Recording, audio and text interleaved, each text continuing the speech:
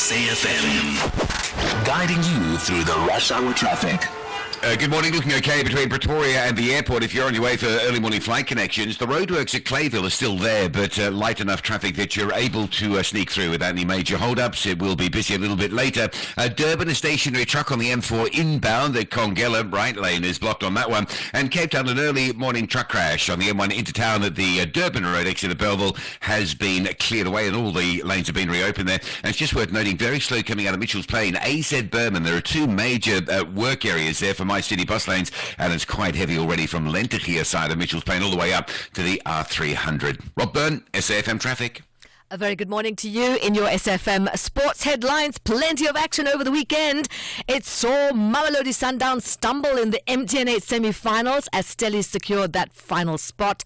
And we have gold. Team South Africa's first medal at the Paris Olympics. That's the Paralympics with the special player. That's Mpumelelo Mhlongo. We'll bring you details around 6:30.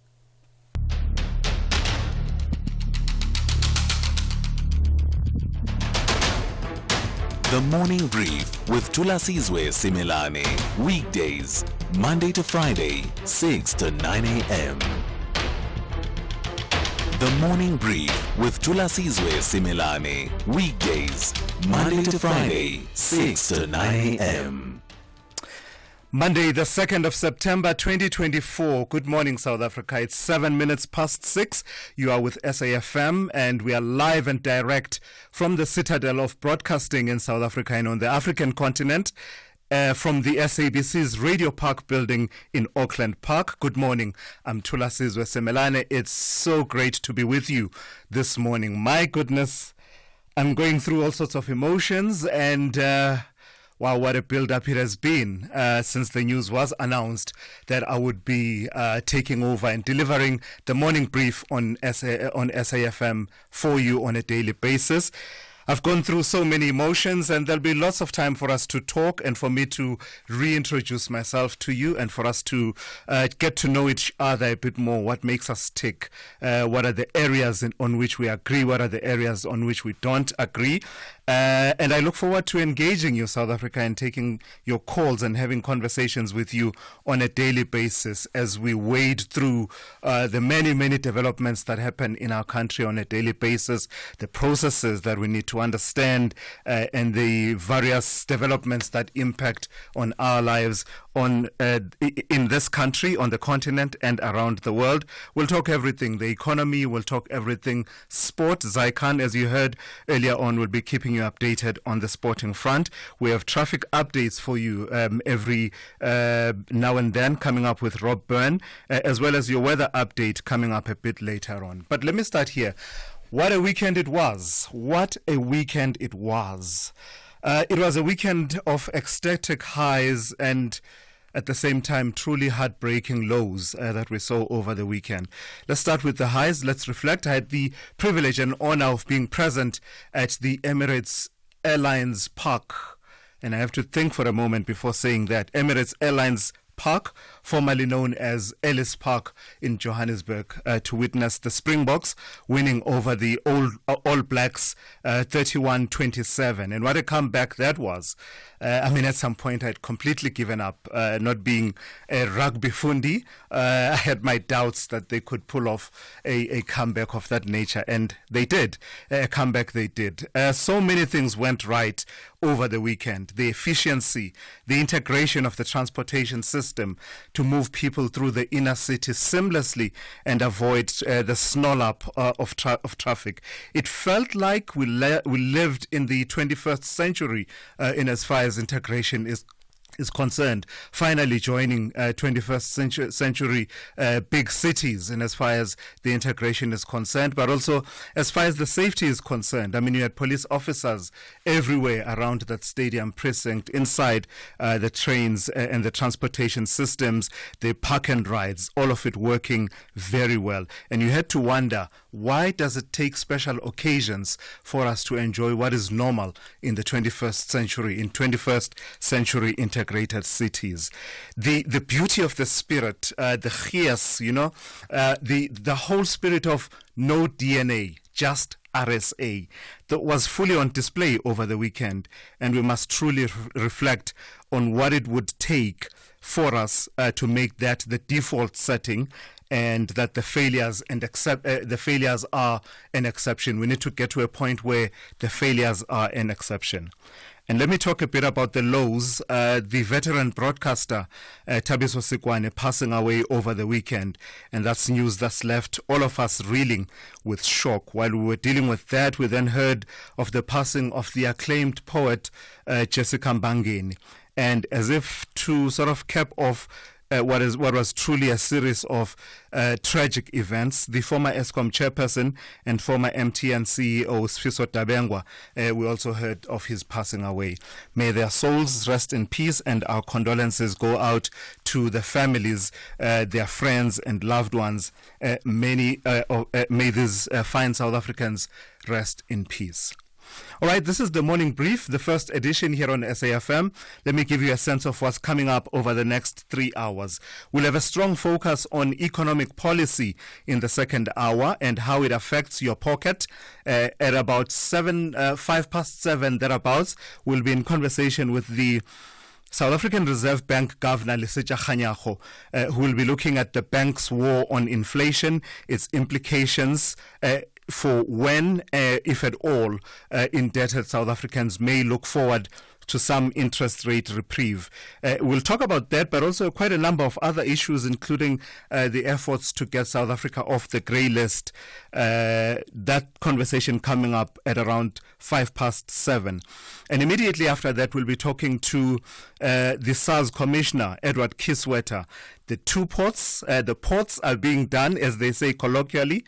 The two-port system coming into effect yesterday, the long-awaited system, but it does have tax implications, and we'll unpack those with Edward Kiswetter, the Commissioner of SARS. But also coming up within this hour, we'll be speaking to the Eastern Cape Education Department about the two phenomena that make one's blood boil in this country: the general prevalence of violence, especially gun violence, but also that's broader in society, but at the same time the violence that is then taken into the schooling environment.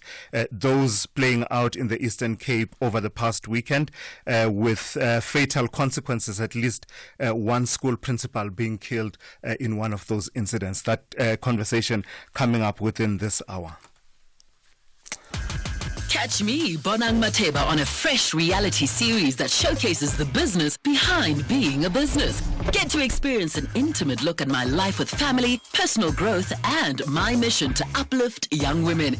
Jet with me as we prepare to crown a lucky chaser. Be grounded, be entertained, and be dazzled. Monday, 6 p.m. on S3, it's a date with you and B. Catch Bedazzled by Bonang on S3 every Monday at 6 p.m. Only the final whistle can reveal who are the real football kings of East Africa. Neighbors won't get along during the East African Derby. This is the Total Energies 2025 Africa Cup of Nations qualifier. Witness the beauty of African football. Tanzania takes on Ethiopia on Wednesday, 4 September at 6 p.m. Live at your fingertips on SABC Plus and SABCSport.com. Brought to you by SABC Sport.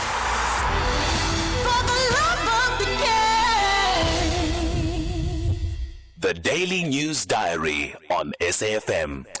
You're listening to the Morning Brief on SAFM. Good morning. It's good to have you with us. I'm Thulasizwe Simelane. Let's check in with your Daily News Diary now with Anne Musa. Anne, good morning. Good morning. Welcome. Thank you very much. It's good to be here. I'm quite excited. What's on the diary today? What are we leading with? Well, what we're looking at today, President Cyril Ramaphosa, who is in China for the Forum for China-Africa Cooperation and also on a state visit. President Ramaphosa and his Chinese counterpart Xi Jinping will be meeting in Beijing today, and the leaders are expected to make major announcements on trade relations as well as global political issues. In courts, the cross-examination of ballistic expert Colonel Chris Mangena is expected to continue in the Senzo Meyiwa murder trial this morning, and Colonel Mangena has been testifying about the murder weapon that was allegedly confiscated from accused number 3, that being Mtobisi Ngube in 2005, and Ngube and 4 others are on trial at the High Court in Pretoria. That's for the 2014 murder of the Bafana captain. A big story today, the Gqeberha High Court in the Eastern Cape is also expected to hear 2 applications in connection with the Cradock 4 inquest that is scheduled to start today. The Cradock 4, made up of the anti-apartheid activists who were abducted and murdered by the South African police in Gqeberha in 1985, and nearly 40 years since they were murdered, the former Justice Minister Ronald Lamola announced in January this year that an inquest into their deaths will be reopened. And lastly, the Education Minister Siviwe Hwagube, she's embarking on a learning and listening tour in the Eastern Cape today, it also being a home province, and it will be her first visit to the province since she was appointed as the Basic Education Minister, and it's part of her nationwide initiative to gain deeper understanding of the education sector across all 9 provinces. Just some of the stories that we will be looking at. Wow, what a packed diary you have there, Anne. A few of the stories actually jump out at me. Firstly, I've got to say that as far as the Senzo Meyiwa murder trial is concerned, it's tragic. This is an incident that happened in 2014. Yes. We are now in 2024, and the trial is grinding as slowly as a trial can grind. And I must say, as someone who follows courts quite closely, even I had tuned out at some point because very true. Yeah, it seemed very like true. They were stuck on this cell phone data evidence for quite some time. Yes, they were. They were. So finally some movement. And then the story in Gqeberha as well, as far as the Cradock 4 is concerned.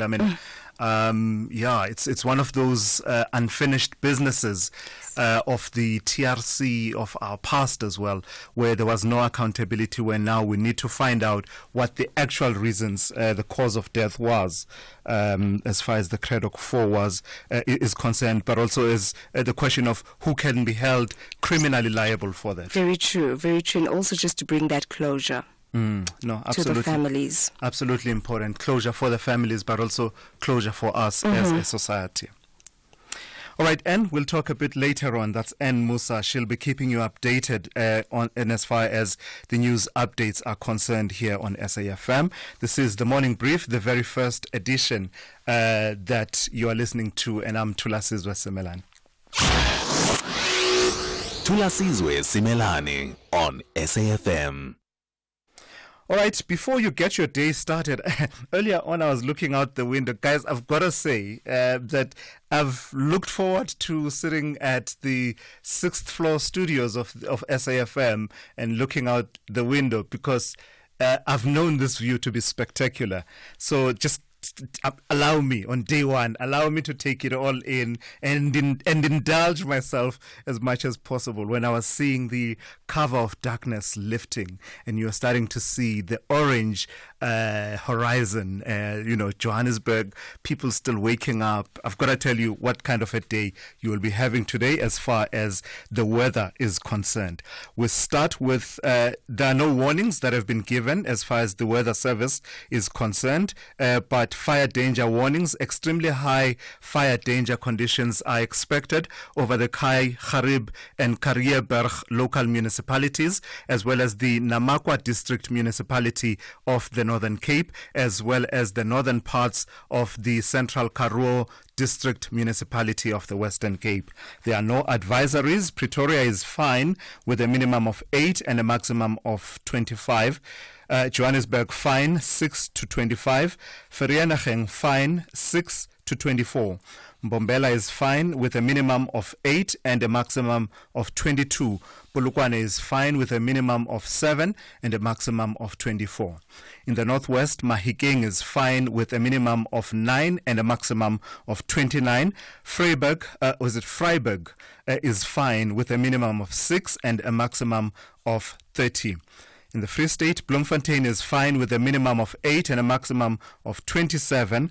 Kimberley in the Northern Cape is fine with a minimum of 12 and a maximum of 29. Uppington is fine and windy with a minimum of 17 and a maximum of 32. Cape Town is fine. Wind, in as far as Cape Town is concerned, light wind and variable in the morning and from the evening. Otherwise, light to moderate northwesterly to northerly. It's a minimum of 14 and a maximum of 30 in Cape Town today. And in George, the weather is fine with the wind being moderate easterly to northeasterly, becoming light and variable from the late morning. In Gqeberha, the weather is fine and the wind there is moderate to fresh northeasterly, becoming strong in the afternoon. In East London, you have fine weather with the wind being moderate to fresh northeasterly, a minimum of 11 and a maximum of 23. In Durban, you will have morning fog, otherwise partly cloudy. The wind is moderate to fresh southerly, to southwesterly, becoming moderate southeasterly by afternoon. It's a minimum of 17 and a maximum of 22 in Durban today. In Richards Bay, morning fog, otherwise it's partly cloudy, and the wind is moderate to fresh southerly to southeasterly with a minimum of 16 and a maximum of 23. And lastly, Pietermaritzburg, you will have morning fog patches. Otherwise, it's partly cloudy with a minimum of 8 and a maximum of 24. Worldview Update, bringing you closer to international or global news. You're listening to the Morning Brief on SAFM. I'm Thulasizwe Simelane. I'm sorry, I'm going to have to keep reintroducing myself. I'm an old school radio guy. I believe that the last thing you want is to wake up and there's a guy talking endlessly and you just don't know who is this person that is talking to me. All right, let's give you this update now. Because of the sheer scale of death, destruction and human suffering that it has wrought, we rightly tend to focus on the humanitarian impact of Israel's nearly 1-year-old war on Hamas. But the domestic Israeli political fallout has been playing out in the backdrop. The country's Prime Minister Benjamin Netanyahu had already been under a fair amount of political pressure even before the Hamas attacks of October 7, 2023. But now that pressure is compounding, with calls amplifying in the past few days for Netanyahu to negotiate a deal with Hamas that would see hostages held by the Palestinian militant group released. Over the weekend, protests intensifying across Israel in an underground across Israel after the country's defense force confirmed that 6 hostages had been found dead in an underground tunnel in Rafah in southern Gaza. Let's speak now to Naim Jina, who is Senior Researcher Humanity at the Mapungubwe Institute for Strategic Reflection. That's MISTRA. Good morning, Naim. You are my very first guest on the Morning Brief. I feel very honored to receive you. Fantastic name. The protests by families of the initially more than 250 hostages, now believed to number around 100, including those who are believed to be dead, are not a new phenomenon, the protests, but they've been ongoing for months. What's the new dynamic that we are reading in as far as the latest protests and calls for a general strike, which we understand is in place in Israel today? Well, it seems the anger on the Israeli street is increasing because it's becoming clearer and clearer, if it wasn't already for months now, that Netanyahu and his government are intent on not having a ceasefire deal. And the only way that those captives will be returned is through such a deal. Of course, the 6 who were killed, Israel claims that they were killed by Hamas, and Hamas says that they were killed in an Israeli airstrike. All 6 of them were soldiers, of course. But the families of the captives, see hope kind of disappearing before their eyes unless there's some kind of a deal. From the government side, not only are they not interested in a deal and continue to put obstacles in the way of a deal. You might remember that there was a deal that was announced by Joe Biden that was passed by the UN Security Council, and Israel has refused to accept it. but it has intensified its attacks not only in Gaza, now intensifying attacks in the West Bank, where some of the towns, Jenin, for example, has been besieged, cut off from electricity, its roads dug up, etc. Just this morning, intensified attacks against Lebanon in the north. And so there's no sense to Israelis and particularly families of those being held captive in Gaza. There's no sense that the government is actually serious about de-escalating and about finding a way of bringing those captives back home. What are the possible implications, Naeem, of this domestic pressure on Benjamin Netanyahu in the context of the broader international push for a ceasefire? Will it force him and his government to start looking seriously now and perhaps to be more pliable or perhaps willing to compromise in as far as reaching some kind of ceasefire? It's possible. Look, the government has refused to accept anything that is said by the International Court of Justice, anything even from the UN Security Council. The ambassador famously said about 2 weeks ago that the United Nations headquarters in New York should be wiped off the face of the earth, and from anyone else. The only two factors that can make a difference. One is pressure from the United States, which the U.S. over the past 11 months has been determined not to apply, even though they can. Last week they supplied the 500th shipment of weapons to Israel. And the other is domestic pressure, what you're talking about. And the two, in a sense, go hand in hand. If the domestic pressure on the street from opposition parties, etc., increase inside Israel, that might also convince the United States to put more pressure to ensure that there's a ceasefire deal. But apart from that, the Israeli government is determined not to listen to anyone else, even the World Court, not to bother following any human rights or international law norms, etc. As far as his political fortunes are concerned, Naeem, as far as Benjamin Netanyahu's political fortunes are concerned, which is more likely to show him up?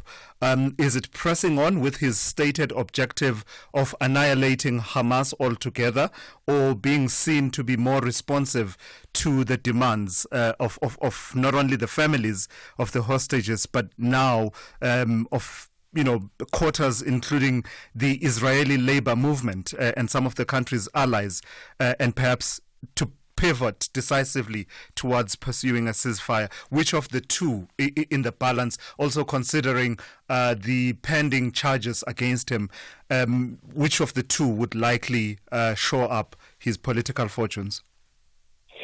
Frankly, neither. He's in a bit of a catch-22. The idea of eradicating Hamas is a pipe dream. That's very clear. It's not going to happen, and so he's not going to meet any of his war objectives that he set. As soon as there is a ceasefire, there will be increased legal and other pressure to get rid of him. So either way, his political future is doubtful, and this is why he refuses to have a ceasefire as well. He wants to pursue the war as far as possible so that he can stay in power as long as possible and stay out of jail as long as possible. Right, Naeem Jina, thank you for your insights this morning. That is Naeem Jina there, who is from MISTRA, the Mapungubwe Institute for Strategic Reflection, in our international update there, talking about the pressure that is growing in Israel for the Prime Minister Benjamin Netanyahu to try and find a way for the remaining hostages that are held by Hamas to be released. That pressure is growing domestically in Israel, with protests intensifying and a general strike having been called for today across Israel. And that brings us to 6:30, and Ann Musa is on standby with the latest news headlines. Thanks, Tulas. Good morning. In the headlines, South African Federation of Trade Unions, SAFTU, has called on workers not to withdraw their retirement funds, saying the two-part retirement system will not give workers the financial relief they need. Limpopo's traffic authorities say 5 people have been killed and several others injured in a bus crash on the N1 outside Mokopane in Limpopo. And the leader of Germany's far-right Alternative for Germany says her party can no longer be ignored following its victory in elections in an eastern state. I'll have details on these and other stories at 7. SAFM, guiding you through the rush hour traffic. Just getting word through of a very serious collision in Pretoria on the, it looks like it's on the Simon Vermuten on-ramp to the N4 West to go into Pretoria. So if you're coming out of that part of the capital, expect some delays. The highway is slowing down and the on-ramp currently is badly backed up. Eski and Petheli, very heavy down towards Putco. We think it's probably traffic lights, but it looks like it might be something worse than that. Eski and Petheli this Monday morning, very heavy queues, backlogging on the Mabopane highway quite heavily to get in as well. Before you even get there, there's some delays at Block XX on the mighty Mabopane highway. That looks pretty heavy coming out of the Shoshanguve region this morning. Misty conditions between Key Ridge and Pietermaritzburg. Also a stationary truck in that mist around Ashburton on your way to Durban. So drive with some extra care and caution through that construction and around that broken down truck. And Cape Town's AZ Berman stays heavily backed up this morning, queuing up from Lentekia right through the construction up towards the R300 highway. Apart from that, Cape Town looking busy on the highways, but all fairly standard at this stage. Rob Byrne, SAFM Traffic.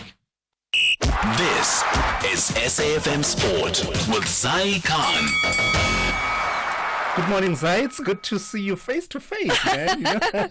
Good morning. What can I say, Tulas? I mean, we are going to be going for a long ride, I'm sure. Absolutely, absolutely. I mean, and I think we must apologize. There's going to be a bit of giggling because, of course, the excitement is there. I mean, I'm excited. I've always known your voice and the work that you do. It's good to be finally in the same space with you. The Springboks over the weekend, my goodness, there was a clear sense that we were witnessing something special by a very special generation of players. Oh, Tula, what a way to start your first Monday with us. Yeah. I mean, the Springboks giving us something to cheer about this weekend, clinching that nail-biting win.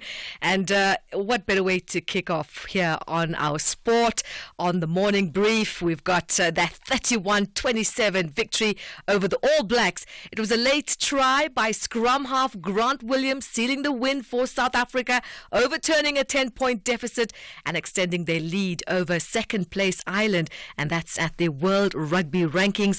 The Boks solidifying their position.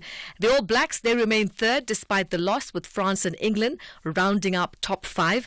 Meanwhile, Australia had a nail-biting 2019 win against Argentina. That's moved them up to 8th in the rankings. They've swapped places with Italy. Soccer action, a surprising turn of events. Mamelodi Sundowns eliminated from the MTN8 Cup after a 2-0 aggregate defeat to Stellenbosch FC. Coach Mangoba Niti lamenting his side's lack of cutting edge, with Sundowns unable to break down a resilient Stellies defence.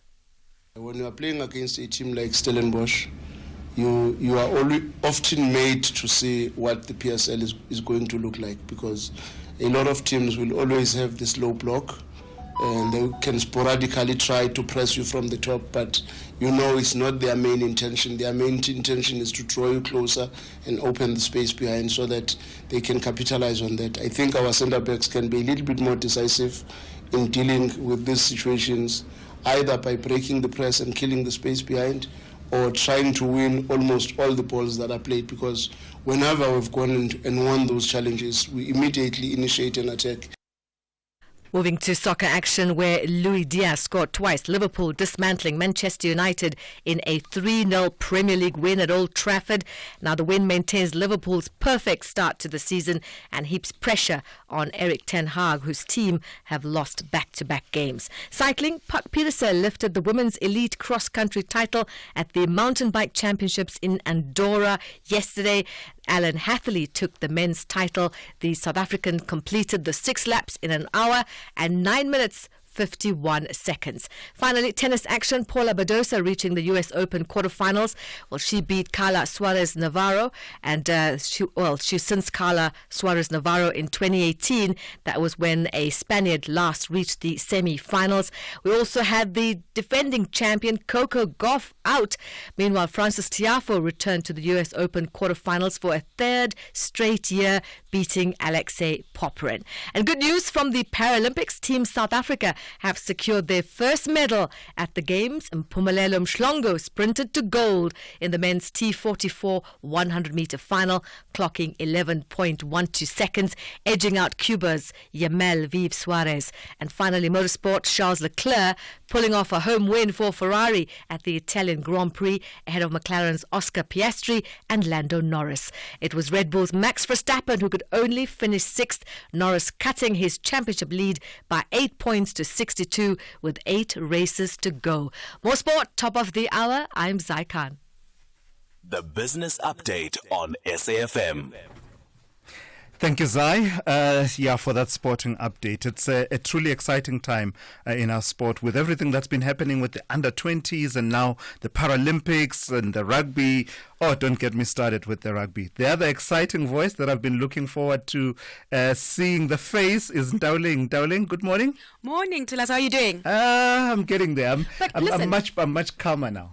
The sunrise, you are absolutely right. It looks beautiful. Stunning. For someone that's not here every day, yes. I'm just like, wow. And it's one of those things we end up taking for granted. You're right. It remains beautiful every day. I think I won't mind waking up early after this morning. Let's see how it goes. What have you got on the business? A strong focus on China? Yes, it is. Starting off with factory activity. Now, in China, manufacturing activity has fallen. According to the country's National Bureau of Statistics, the Purchasing Managers Index fell deeper into contraction, declining 49.1 from 49.4 in July. Now, this is its sixth straight decline and fourth month below the 50 mark level, which separates growth from contraction. Now, the decline in production was mainly due to a decrease in factory gate prices, as owners also struggled with demand as it was falling domestically, especially. Now, the latest print follows a disappointing manufacturing report for July, which also indicated a slowdown. This has raised concerns among economists who now anticipate that the manufacturing sector's weakness will negatively impact GDP growth in the third quarter.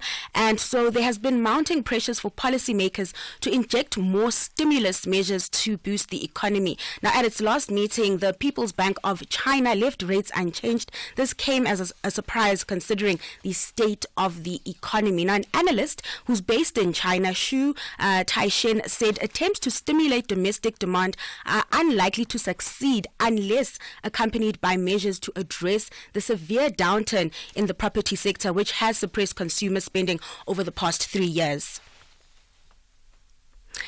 We also have news out from Alibaba as well. Yes, sorry. No problem. So they've gotten the thumbs up from Chinese regulators. It seems like they're not on regulators' naughty list anymore. That's as China's market regulator announced that the group has successfully concluded a 3-year regulatory process following an antitrust fine it received on charges of monopolistic practices in 2021. Now, it had to pay a fine of $2.6 billion. The regulator targeted Alibaba's Choose One policy, which forced merchants to pick one e-commerce platform over another, rather than allowing dual operations. Now, this policy is said to have given Alibaba an unfair advantage and strengthened its market position. Now, this move from regulators has been welcomed, with analysts saying it could signal a softening of China's stance towards private tech firms following a crackdown that started about 4 years ago, targeting the likes of Alibaba, Tencent, PDD. Now, regulatory issues have dragged Alibaba's stock down by over 70% since 2020, and it's still struggling to recover as it now faces slow growth in the country, tough e-commerce competition, as well as cautious consumer spending. All right, and you're also watching stocks and the markets and the likes. Kicking off in the US, we'll look at how those stocks closed off on Friday. They wrapped up August on a high note with stocks closing in the green. The rate cut euphoria continues to just fuel sentiment there as data suggests that Jay Powell may lower rates in the next few weeks. Moving out over to Asia, those markets trading mostly lower with investors really concerned about China's economic prospects following that downbeat factory activity print. Back at home, markets ended off last week in the red. Traders back at home booking some profits, and with that we saw the JSE All Share shed 0.58%. The rand, however, powering through, even though it's pulled back from a 13-month high of 1760 last week. It's currently sitting at 1787 to the dollar this morning. All right, Ndauling, it's good to see you in person, and thank you for waking up, because I know that you guys do this in a different format. Yes. Just for convenience, it really works that way. But you woke up especially to welcome me. Obviously, and also to see the sunrise. Yes, absolutely. Ndauling will keep you updated on all things to do with the economy and the markets throughout the morning here on SAFM. Are you blowing your paycheck on car insurance every month? Monica, 39 from Three Rivers, pays just 1,515 Rand a month for her 2018 BMW 320i. None of the insurance companies has come near to the price I'm paying. I am happy at insurance. I'm going nowhere. SMS out to 30754 now for a quick quote that could save you hundreds every month. That's out to 30754. Outsurance is a licensed insurer and FSP. T's and C's online. The Mediterranean Knights are after the big prize, a win in the opener of the AFCON qualifier. But Amavubi differs and insists on traveling back home with a massive bag of 3 points. This is the Total Energies 2025 Africa Cup of Nations qualifier. Witness the beauty of African football. Libya versus Rwanda on Wednesday, 4 September at 6 p.m. Live on SABC Sport on DTT Channel 4 and SABCSport.com. Brought to you by SABC Sport. For the love of the game. Call Thulasizwe now, 086 000 2032. And that's the one thing I've not done this morning, right? To give you an update on those numbers, that the lines are open. You can talk to me with that number 086 086 000 2032. Also SMS 41391. That's the SMS, and WhatsApp on 061 410 4107. And Bonagele in Kailicha has done exactly that. And Bonagele, good morning. Listen, welcome to SAFM abroad and this program as well. Thank you. You want to talk about the case against Pastor Mboro? Absolutely, yes. The last time I heard about him, he was refused bail. He was still in behind bars. So I actually wanted to know if he's still behind bars, and the reason I'm asking that or being concerned, his community where he comes from in Katlehong, they said they don't need him back there in that community. So I'm really interested to know as to whether he's still behind bars or not. And your voice sounds more of Ubongi Kwala. If I'm wrong, you can correct me. I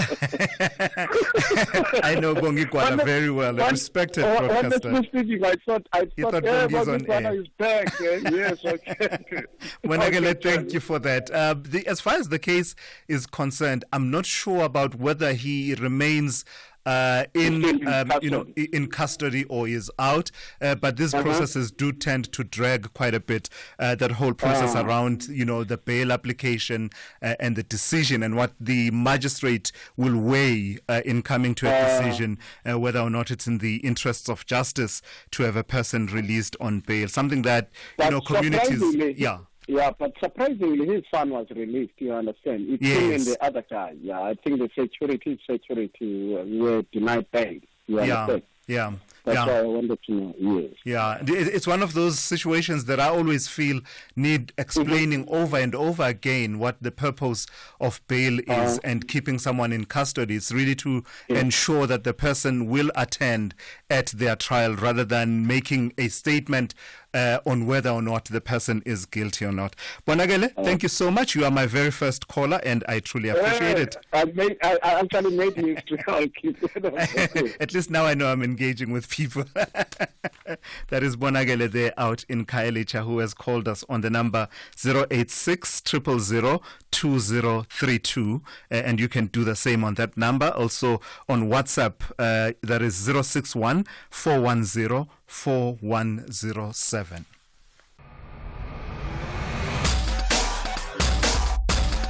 SAFM 104 to 107 nationwide. So if you are feeling a little less safe this year than you did last year, and that's not to say that last year was particularly safe to start off with, well, you are not imagining it. The Police Minister, Senzo Mchunu, releasing the quarterly crime statistics on Friday last week that show a 2.6% increase in the so-called contact crimes compared to the same period last year. And those crimes include robbery, sexual offences, assault and murder. But a particularly worrying crime trend that has entire communities gripped by fear and threatening really the stability of the country are the activities of extortionist syndicates and gangs that are known for threatening their victims and demanding the so-called protection fees. Well, in the Eastern Cape, communities are left reeling after the killing of a primary school teacher who was gunned down inside school premises in Guapaca. If I'm not mistaken, that's the area formerly known as Mount Frey. To talk to us about this now, let's welcome the Eastern Cape Education Department spokesperson, Mali Mtima. Mali, good morning. Two incidents that you, as the department, reported to us, are they both related to extortionist activities? Good morning, and thanks for having me. Only one incident is related to extortionists.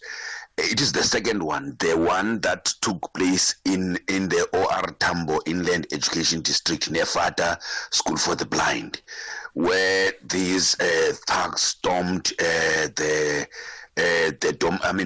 residence of the nurse and demanded that he must give them 50,000. Subsequent to that, when he didn't provide those, they took his TV, his laptop and cell phone. And later, the following day, in fact, later that day, they sent an SMS to the principal that the following day they were going to visit, demanding the same amount of money. We were notified by the school principal and the management. After that, we opened the case. Then, thus far, things have subsided while the case is being investigated.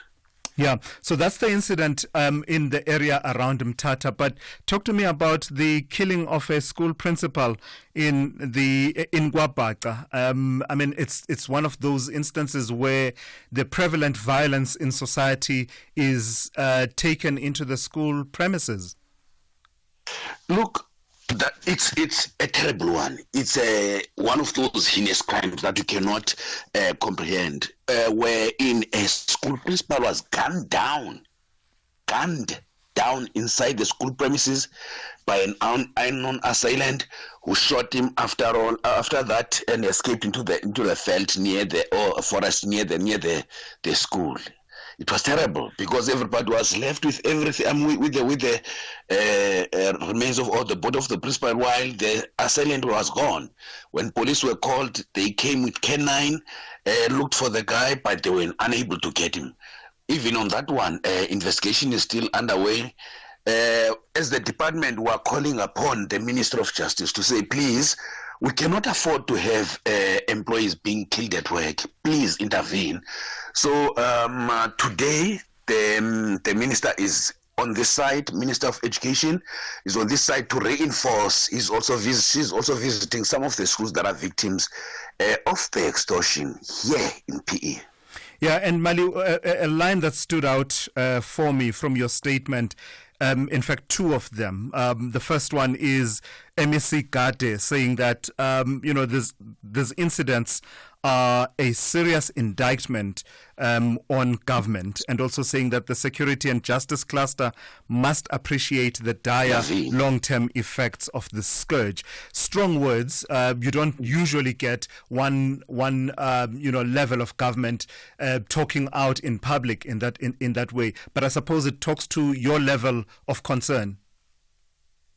Look, the reason the MEC is calling for that is because it's not the first incident wherein an educator has been killed in a school. Hence, we said he must intervene and appreciate what we have done, and we also want him to take charge, because thus far, what normally happens once a person has been caught, quickly that person is released. So we're saying to him, please make sure that the law plays its roles here and people become safe. Yeah, and talk to me about the investigations. What are you being told by your counterparts in the security cluster of both incidents? Look, thus far we've received reports that investigations are underway. No one has been caught yet. It's a worrying effect, because while that is taking place, fear is gripping the communities. Yeah. So that's why we're making all these games, because schooling will never take place if there is fear. Remember, education happens in a mutual environment where we both agree. I'll give you your son. You'll give me your son. I'll teach him, and then in return you come and fetch him. Yeah. In an environment where your own child is not even safe, how are you going to send a child home? To school? Yeah. And Mali, talk to me about the work around working with the school governing bodies in those schools, but also just assisting the pupils that have been affected by these incidents. As the department, we are working with the school governing bodies, and we've activated our psychosocial support to ensure that, one, we counsel and debrief those that have been affected. We are not only confining to in this regard to only educators and learners, also staff members who may have been on site. They will also receive such a counseling. But our appeal is that this counseling must not continue. This is not something we are not appreciating. We're not happy with the fact that we're counseling people. We want these crimes to stop. And lastly, Mali, does this now then force you to rethink security around schools? Is that an active conversation on your side to say, and I know it's a bit unfortunate that, you're supposed to be delivering education, but perhaps we are at a point where you are perhaps now having to seriously look at how security is beefed up in schools? Look, we, as the department, we have started this conversation of security in schools as early as last year. Last year, I think we invested about 59 million towards security of our schools, which include human resources and surveillances. It's an ongoing thing, because remember, we've got more than 5,000 schools in the Eastern Cape, which means there is a lot that we still have to do. This year, the MEC gave us, the Treasury gave us about 1.8 billion. We are intending to make sure that it is implemented towards ensuring that our schools become safer for kids, so that they can learn free and be productive.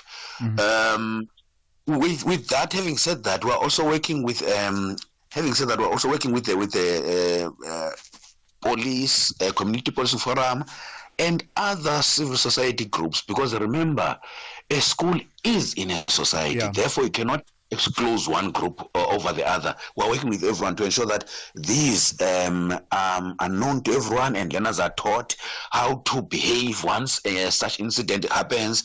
And this we're doing so that at least at the end of the day, kids and educators do not become soft targets. Right. Malim Tima speaks on behalf of the Eastern Cape Education Department, a conversation that would rather really not be having about violence and crimes occurring inside school premises, including those crimes that are becoming a concerning trend nationally, including, of course, that issue of extortionists and people demanding the so-called protection fees, criminals demanding a fee to protect you from themselves. Quite extraordinary in South Africa. Let's get a traffic update with Rob Byrne. SAFM, guiding you through the rush hour traffic. It's a very heavy run into Pretoria this morning and exiting the region as well. First up, a fatal crash on the N4 between Simon Vermooten and Rousseau Street. So quite heavy. If you're coming in and you're joined from Mamelodi or from Bronkhorstspruit, might want to off-ramp at the Solomon Mshlangu exit and just use Linwood Road as the alternative route. Also, if you're in that area, aim to on-ramp at Rousseau Street rather than Simon Vermooten. You're on-ramping right into that crash and right into that delay. Stationary truck blocking multiple lanes on the M1 South at Linwood Road. It's a heavy queue back to Stormful Road, and no traffic lights on Eskia and Petheli at the Putco depot. So very heavy traffic backlogging coming in from the Mopani Highway from Theo Mountains all the way into that Eskia traffic. You've also got a crash on the M1 South at the old Joburg Road exit, just backlogging things from Brockfontein interchange.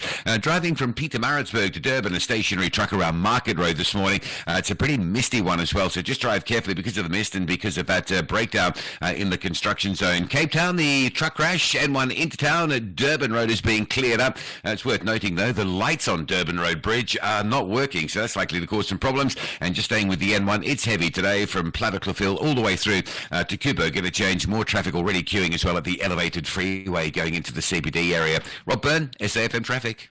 Call Thulasizwe now, 086 000 2032. This is the morning brief on SAFM. Good morning. It's good to have you with us. It's one of those situations that I'm hoping we will develop, that this will become the ideas refinery, in that you come with your ideas, you put them on the table, your arguments, we test them out, we stress test them, and we try and make each other see each other's perspectives, even if it means that in the end, we absolutely do not agree. And there are no sacred cows.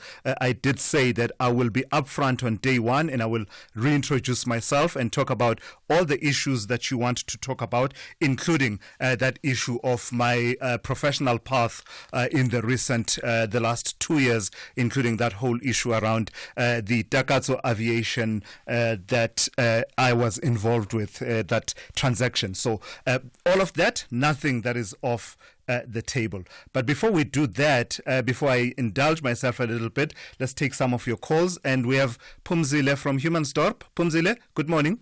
What's on your mind this morning? Good morning to love and welcome. Thank you. The radio, on the morning space, Thank you. To love, there's this issue of Steenhuisen, the Minister of Agriculture. To me, he's reintroducing Bruder Bond.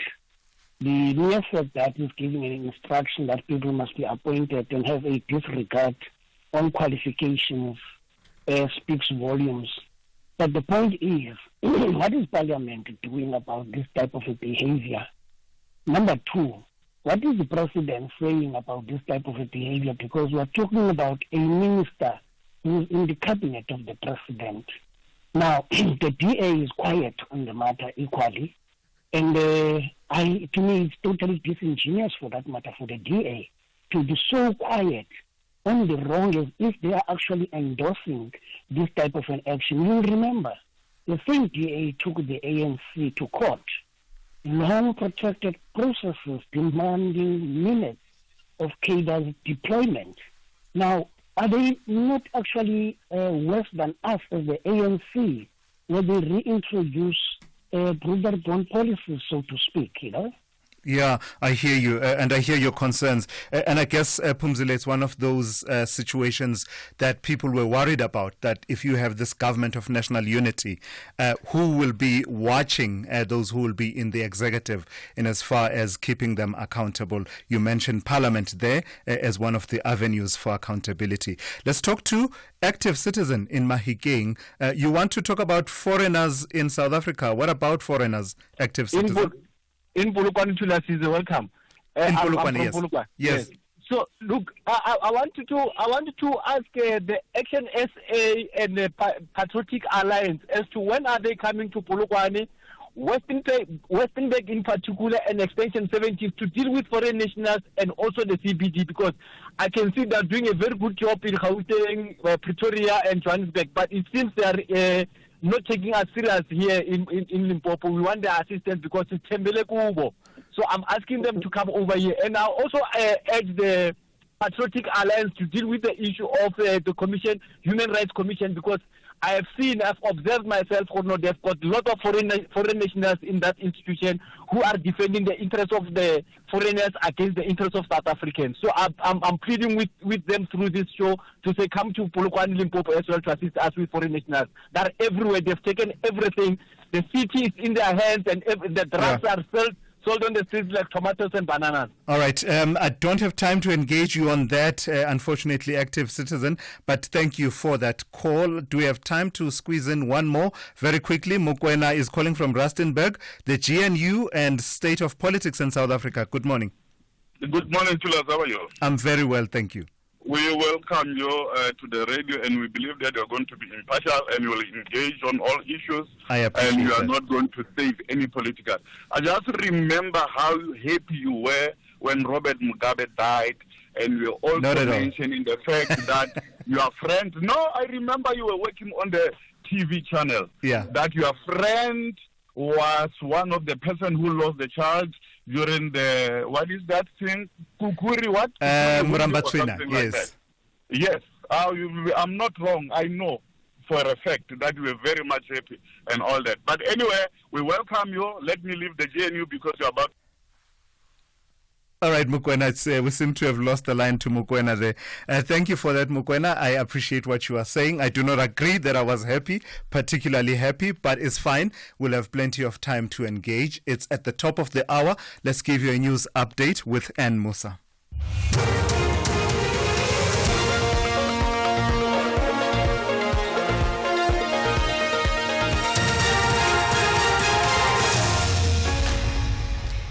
In our top stories, SAFTU warns workers on retirement funds withdrawals and concern over an increase in food poisoning cases among children. Good morning. Trade Federation, the South African Federation of Trade Unions, SAFTU, has called on workers not to withdraw their retirement funds, saying the two-part retirement system will not give workers the financial relief they need. The system has taken effect yesterday. SAFTU's General Secretary Zulinzima Vavi says the retirement fund administrators should have waived the 500 Rand administration fee if they wanted to help workers. 700,000 workers retire early or even resign in order to cash money. Just imagine now if 700,000 workers were to make a mistake of believing that this is a relief. These administration companies will get 500 rands from each one of them, and the government will get 18% up to 39% in some workers in taxes, and SARS will now suddenly queue up, and you may find out that you didn't pay a penalty or whatever. Then they deduct that too. Limpopo's traffic authorities say 5 people have been killed and several others injured in a bus crash on the N1 outside Mukupane in Limpopo.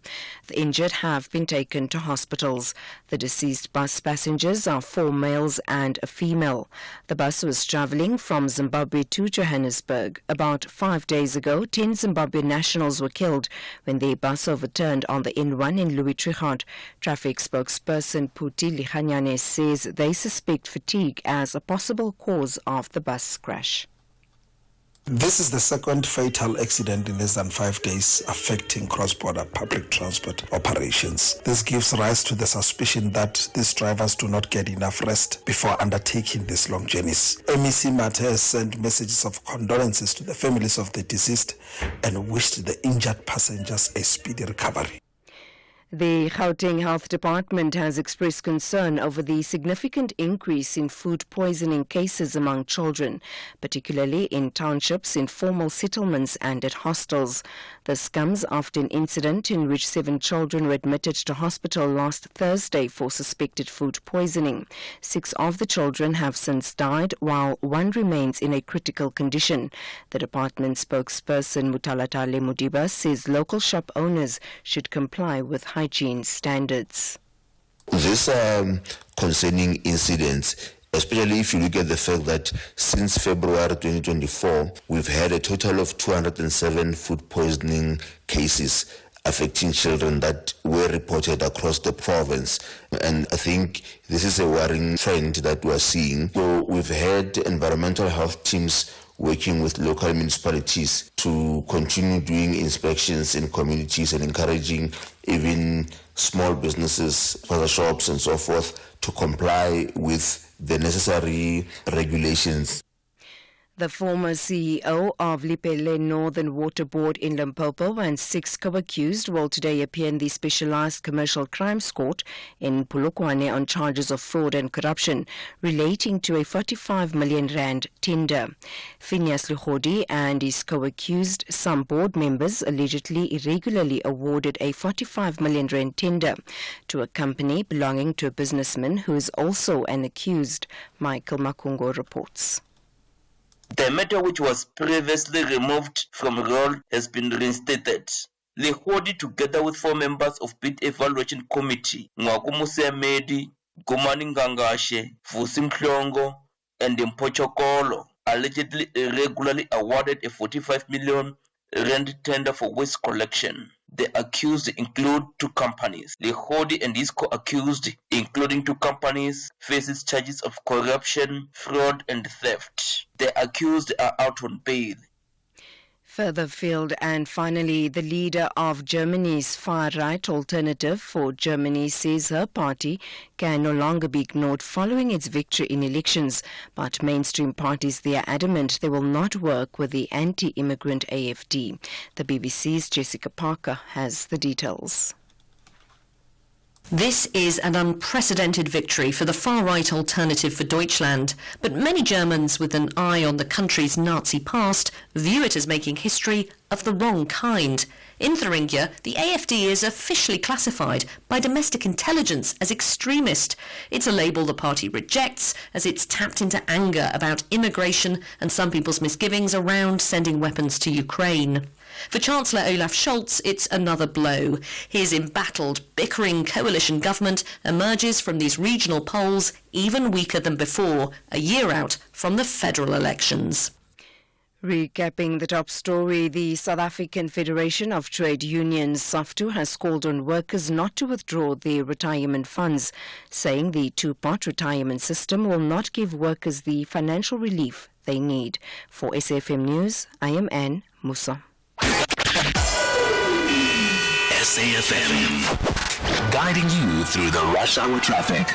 Try where possible to avoid the N4 into Pretoria this morning. A fatal crash at Simon Vermuten. The highway is busy and the Simon Vermuten on-ramps are pretty heavy. You've got options, Pretoria Road to the north, Linwood Road to the south. Both of those are actually busy. And if you're around Simon Vermuten, you might want to think about just ducking down and using the Rostow Street on-ramp as your alternative. Also further trouble with a breakdown on the N1 south just after the N4. So the N1 south very heavy from Storenville, and the N4 again backlogging coming through from Watermeer, trying to get into that N1 turning south towards Joburg. Crash further down the N1 at Old Johannesburg Road. So delays coming through Brockfontein interchange. Durban this morning, if you're Durban bound, coming out of Pietermaritzburg, still with the stationary truck between Market Road and Ashburton. So that's a heavy backlog. And Cape Town, traffic all over Marine Drive as we go back to work, queuing up from Bayside Mall through the paddocks at Racecourse Road and then through Milnerton, passing the high school. More delays as you line up through to Lagoon Beach. And the M5 is pretty heavy today with queues from Plumstead side right through to Kuiper, interchange, and a crash on the N2 inbound from Khayelitsha just near the airport runway. That's pushing traffic back as far as the Muway exit. Rob Byrne, SAFM Traffic. A very good morning to you in your SFM Sports headlines. It's soccer action. Stellenbosch FC causing a major upset by defeating Mamelodi Sundowns to reach their first ever MTN8 final. And at the Paris Paralympics, Mpumelelo Mhlongo brings home gold in the men's T44 100-meter final. Details around 7:30.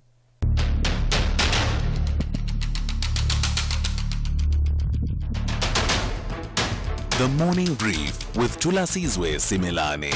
Weekdays, Monday to Friday, 6 to 9 a.m. The Morning Brief with Thulasizwe Simelane. Weekdays, Monday to Friday, 6 to 9 a.m. 8 minutes past 7 on this day, this Monday, the 2nd of September 2024. Good morning.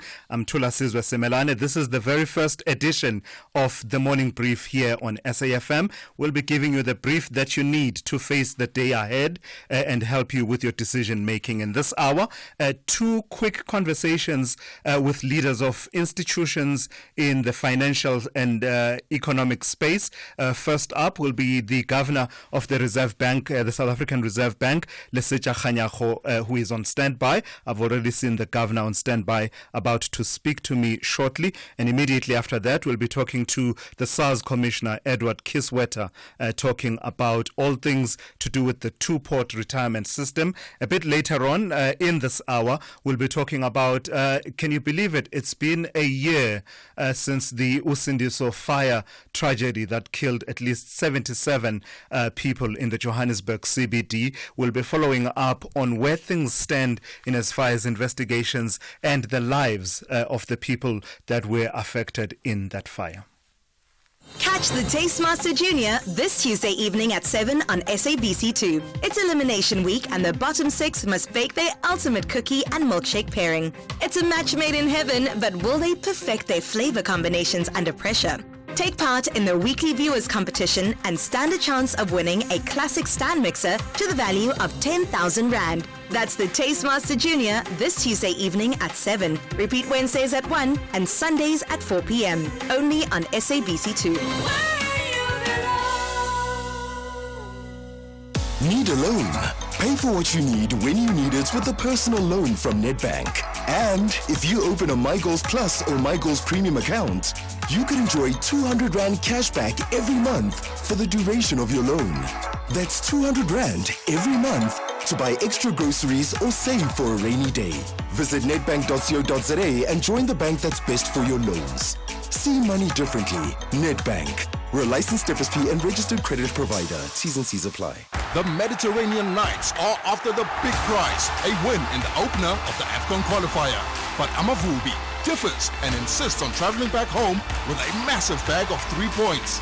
This is the Total Energies 2025 Africa Cup of Nations qualifier. Witness the beauty of African football. Libya versus Rwanda on Wednesday, 4 September at 6 p.m. Live on SABC Sport on DTT Channel 4 and SABCSport.com. Brought to you by SABC Sport. For the love of the game. Big stories of the day. Hashtag the morning brief. I think it's fair to say that all eyes will be on the next meeting of the South African Reserve Bank's Monetary Policy Committee, the MPC, and it will be held a bit later on this month. And we'll all be watching to see if the arc of interest rates will begin to bend downward.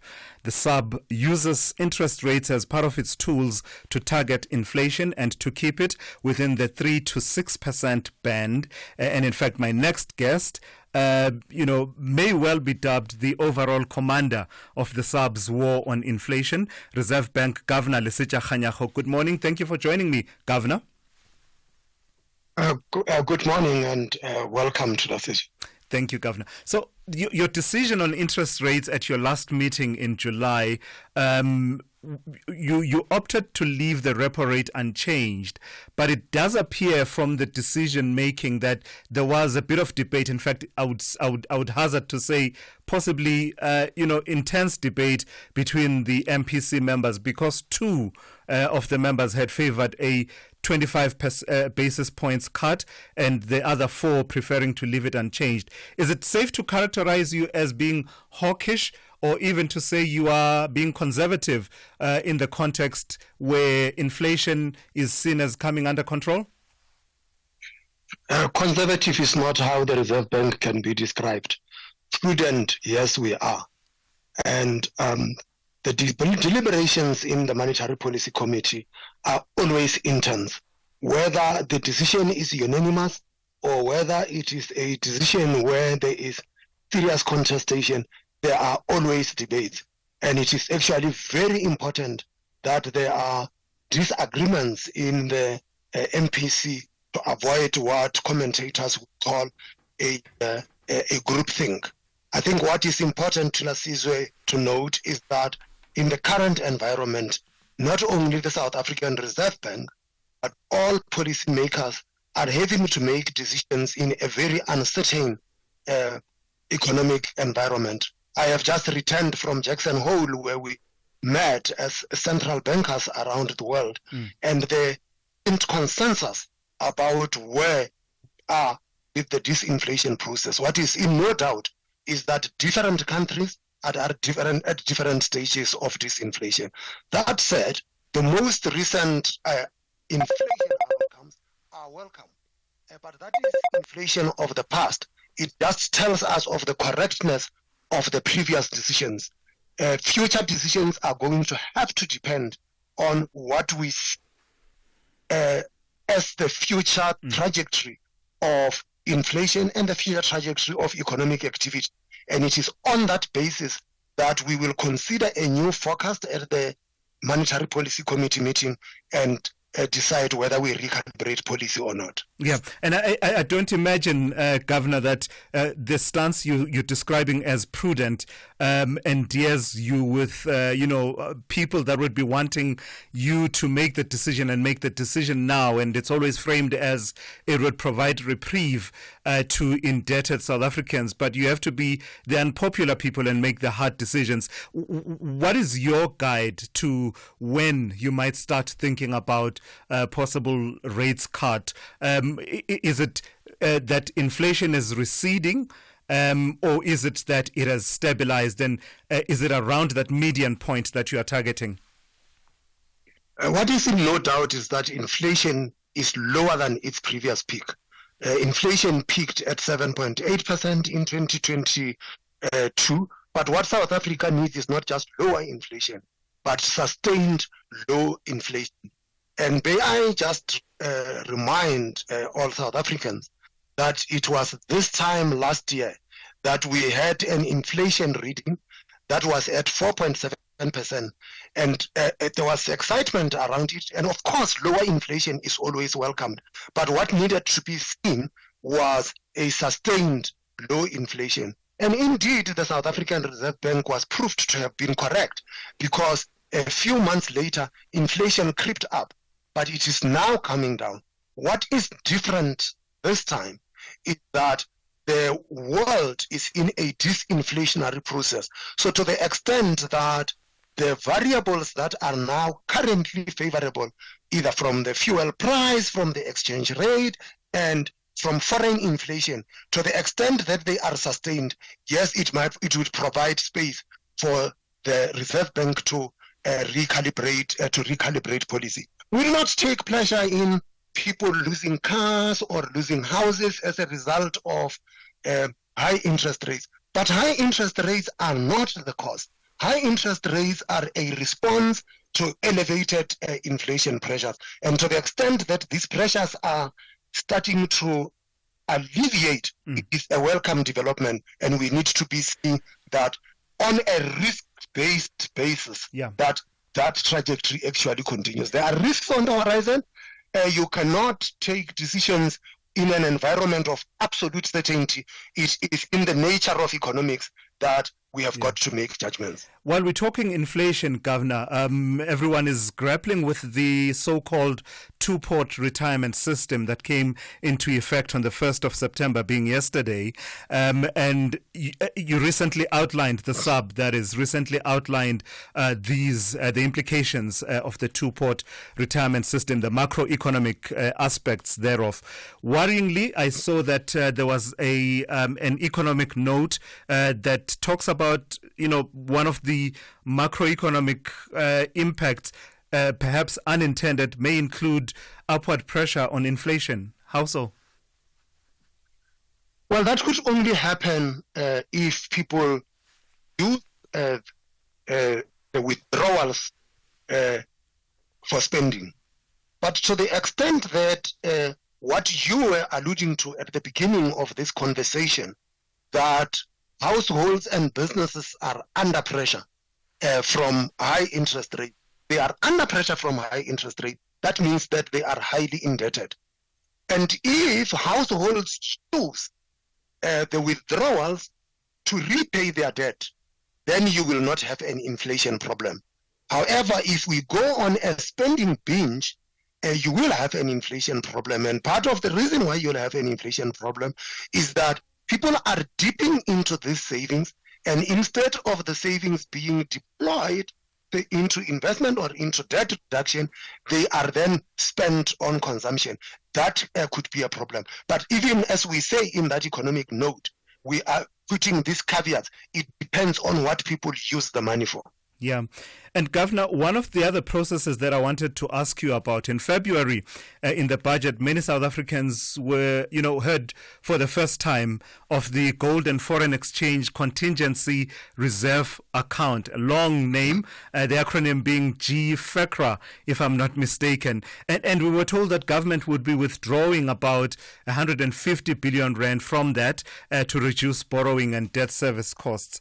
And it was discussed a bit at the time, but it's perhaps worth clarifying once again. You can never clarify it enough.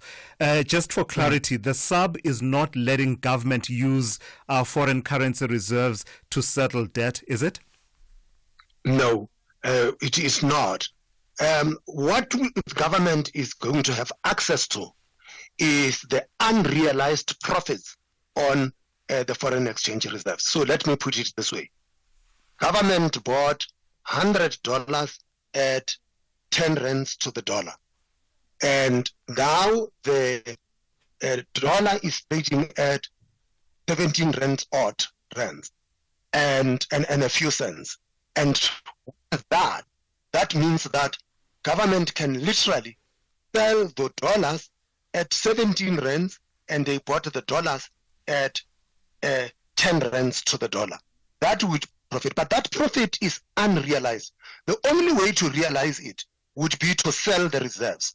And in the discussion with the National Treasury and the Minister of Finance, we said it will not be prudent for us to sell the reserves. And so what would then happen is that the Reserve Bank will allow government to access a portion of these unrealized reserves over the next 3 years. 100 billion has already been transferred to the government. But when you transfer that money to the government and government spends it, it could lead to inflationary problems. And then to make sure that we do not have an inflation problem, the government would then compensate or provide capital to the South African Reserve Bank from another portion of the unrealized profits, so that the Reserve Bank can mop out the extra liquidity and make sure that inflation is contained. Right. Governor, let me wrap up by asking you about your career and your tenure as Governor of the Reserve Bank. In politics, third term and third termism is frowned upon, but in your space it is something to be welcomed, is it? In as far as it talks to stability, there was a bit of a conversation around stability and continuity of policy, some jitters in that period when the government of national unity was being negotiated and the various permutations were considered. But your third term as governor of the Reserve Bank was bedded down much earlier on. What are the implications thereof as far as stability is concerned? We are technocrats, and I think that credit goes to the board of the South African Reserve Bank that decided to engage the president much earlier to say that we have got to provide certainty in the run-up to the elections. It's not the first time this was done, by the way. In the run-up to the 1994 elections, President Mandela was not even president at the time, reached an agreement to keep Dr. Crystals as governor post the elections. In 1998, President Mandela, with the Deputy President Mbeki then, decided to appoint Tito Mboweni a year ahead of time to provide certainty. So this is something that gets to be done. I think importantly here is that in our case, there are no term limits in terms of the legislation. So the governor can be reappointed for as long as the board and the appointing authority, being the president, are happy with the performance of the governor and the performance of the institution. And by the way, it is something that is done around the world. The oldest central bank, the Riksbank, which is the central bank of Sweden, the governor there retired last year. I had the privilege of attending his farewell. He had been governor for 17 years. All right, thank you for that. That is the governor of the Reserve Bank, Lesetja Kganyago, joining us and talking on various points that have to do with the economy, everything from the fight against inflation and towards the end there talking about the extension of his tenure as governor for a third term. Let's go straight into the conversation with Edward Kiswetter, who is the SARS Commissioner, and we are talking this morning. Good morning, Commissioner, and let's start off with the conversation around the two-port system coming into play. We have seen the memes and people are, making jokes about, while you are thinking about that one port, SARS is thinking about the other port that will be coming to them. Just what are the main key points to know for anyone contemplating accessing the savings port of their retirement savings? Good morning, Thulasizwe. Before we jump into the pots, I want to welcome want to welcome you into your new role at SAFM. So congratulations on day one, and I see you've already hit it off with the governor. Thank you so much, Commissioner. So, there's a number of considerations, and I'm not going to talk about whether or not it's a good thing to withdraw from your retirement savings, because the law has been passed after extensive engagement with different stakeholders. And it now is what it is, and our job is to administer a component thereof. So we are ready. We have calibrated our systems to make this division and obviously to also administer the necessary tax implications. So firstly, for anyone who wishing to withdraw will obviously have to apply to the retirement fund for a directive to SARS. A directive is required so that the pension fund administrator can know how much tax should be deducted from the withdrawal. Now, why is tax deducted is a question many would ask. Tax is deducted because when the contribution to the pension fund is made in the first place from one's salary, that contribution is not taxed. Only so if your salary is 100 rand and 15 rand goes to the pension fund, only 85 rand is taxed. The 15 is not taxed because the principle is this 15 rand is future income, not present income. And in the future, when you draw from that, you will be taxed as you draw it. This is helpful because invariably pensioners have a lower income and therefore they will be taxed at a lower rate. Now with the two-pot system, you are effectively having an early withdrawal of future income that was not taxed. And therefore it stands to reason that earlier withdrawal now triggers an earlier tax event on the income that you withdraw. And that's a very standard principle. Yeah. Commissioner, to be honest, I didn't really have the idea that the withdrawals, premature withdrawals from pension funds and savings are that common. I didn't really have a sense of the scale. I read somewhere that over 6.1 million people have opted to, for early pension fund withdrawals between 2011 and 2020, and that you average around 12 billion rand a year on tax on early withdrawals. So the next question then is, are you anticipating a revenue boon from early withdrawals, for better or worse in as far as individuals are concerned? But objectively, is that something that you are factoring in? Well, before we get to the revenue boom, just to your question, unfortunately, we live in a country where many people don't have the luxury of planning for the future when they are struggling to survive today. And this is why this provision was made, because there was the perverse incentive for many people to resign from their jobs purely to get access to the pension fund. The surveys suggest that at least in the early 20% of people will definitely withdraw, and a further 37 to 40% will probably withdraw, and definitely if there's an emergency.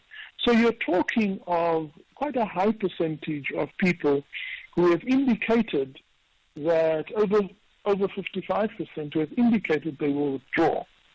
That will then trigger a tax event, and therefore that amount will be added to the tax numbers for this year. That's not a good thing or a bad thing. It's just a reality of the needs that people express. Obviously, it will boost the revenue in a time where the economy is not going well and revenues are lagging behind. This is obviously positive. The other important factor, and you spoke to the governor about the economy in general, these withdrawal also will then end up in the economy in the form of expenditure. And every expenditure has trigger a tax, whether it is a consumption expenditure, it will trigger VAT or excise or customs duty. And so cumulatively there is a positive effect on the tax revenue. I want to come back though to a consideration for those who choose to withdraw. In addition to being liable for tax, those who withdraw must also remember that if they have a debt that they owe to SARS, that debt will also be deducted. So it's an important consideration that tax will be deducted at your marginal rate, because this is income that is added to the income you're already earning this year. That will be balanced at the filing season for next year. It will be squared off. Right.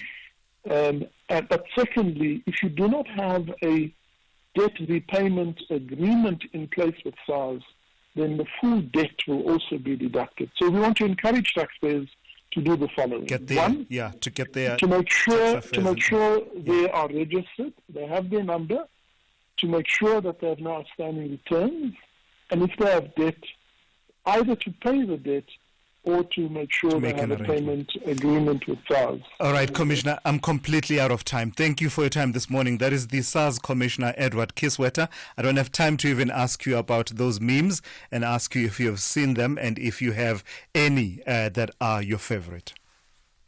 Are you blowing your paycheck on car insurance every month? Monica, 39 from Three Rivers, pays just 1,515 Rand a month for her 2018 BMW 320i. None of the insurance companies has come near to the price I'm paying. I am happy at Outsurance. I'm going nowhere.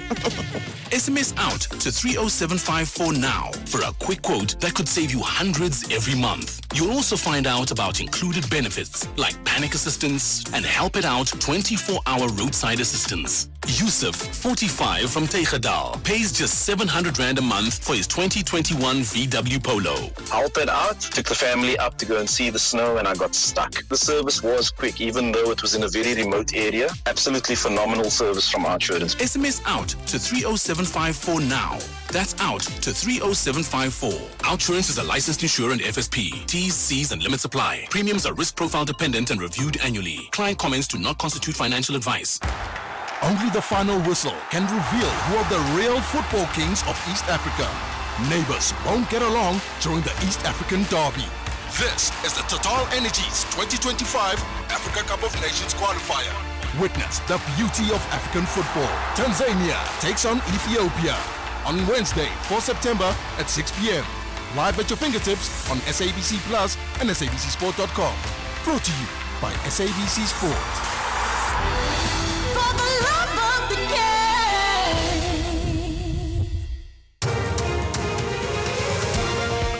Good morning. In the headlines, the Pan-Africanist Congress of Azania PAC is calling for the expropriation of the farmland where 2 women were killed in Limpopo. The party says the state has a legal obligation to take away any instrument used to commit crime. The South African Federation of Trade Unions has called on workers not to withdraw their retirement funds, saying the 2-part retirement system will not give workers the financial relief they need. And trade unions and groups representing the families of Israeli hostages have called for a general strike today to press the government to reach a deal to free those still held by Hamas.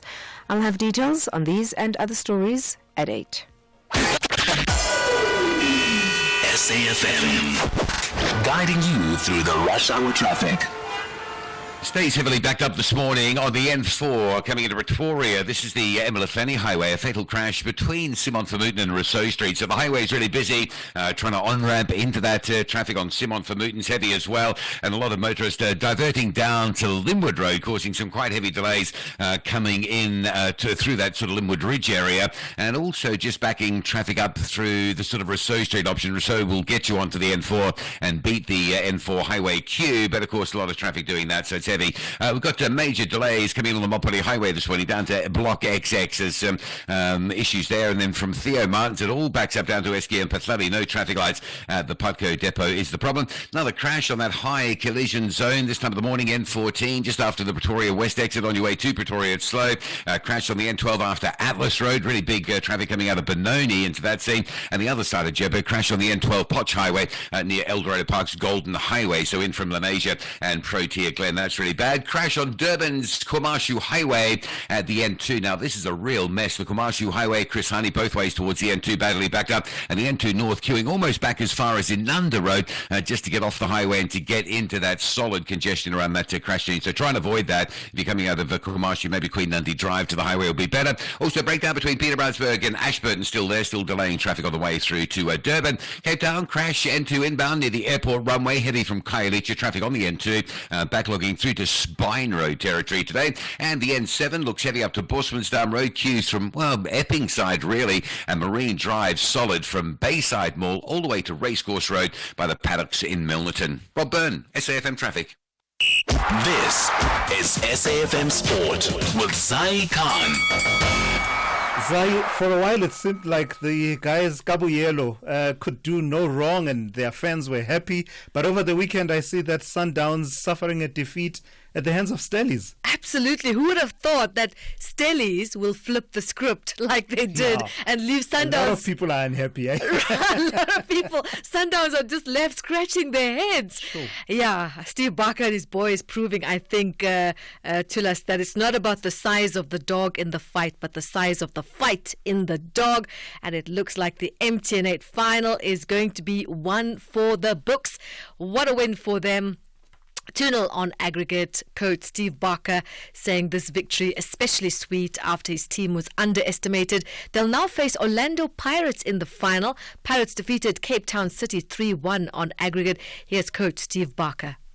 I mean, the top 8 is one of the hardest competitions to get to a final. You know, to come and be able to get over 2 legs, to get past a team like Mamelodi Sundowns is just incredible for us as a team. Really happy for our supporters. I know at the end it looked like, you know, they hit the post twice. But in the first 20-25 minutes, we could have also had a goal or two. So it ended up being a tight game at the end, but credit must go to the team. Soccer action elsewhere. Liverpool dismantled Manchester United 3-0 in the Premier League at Old Trafford. Tottenham, who dominated Newcastle, they fell to a 2-1 defeat. Rugby, the Springboks have solidified their position at the top of the world rugby rankings after a thrilling 31-27 victory over the All Blacks at Ellis Park. And tennis action, Emma Navarro ending Coco Gauff's US Open title defense, beating her fellow American 6-3, 4-6, 6-3 in the 4th round.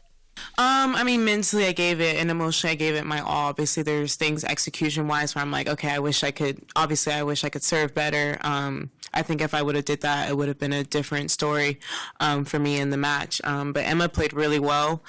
She did, I mean, everything well. I thought she was really aggressive on my second serve, so putting more pressure on my serve and being solid from the baseline. And finally, motorsport, Charles Leclerc pulling off a home win for Ferrari at the Italian Grand Prix ahead of McLaren's of Oscar Piastri and Lando Norris. Red Bull's Max Verstappen could only finish 6th. Here's the race winner, Leclerc. Lots of emotions. I mean, we stopped quite early, but still too late because Lando actually undercut us, and there I was, okay, maybe the race is going away from us. We wanted to make the one-stop work at the beginning, Once the two McLaren stopped, I found a lot more grip, not having the dirty of Oscar in front, and the pace came back to us. So from that moment onward, I was like, why not try it? And the team obviously said it as well. So we were both aligned, and it's great. More sport on the morning brief at the top of the hour for SAFM. I'm Zai Khan. The business update on SAFM. All right, next up is Ndauling with the business update here on the morning brief. And Ndauling, ChatGPT came on and it was doing so well. Everyone was talking ChatGPT. I didn't think that we'd be talking about a bailout so soon. That's right. So these big tech companies usually really struggle with financing and funding.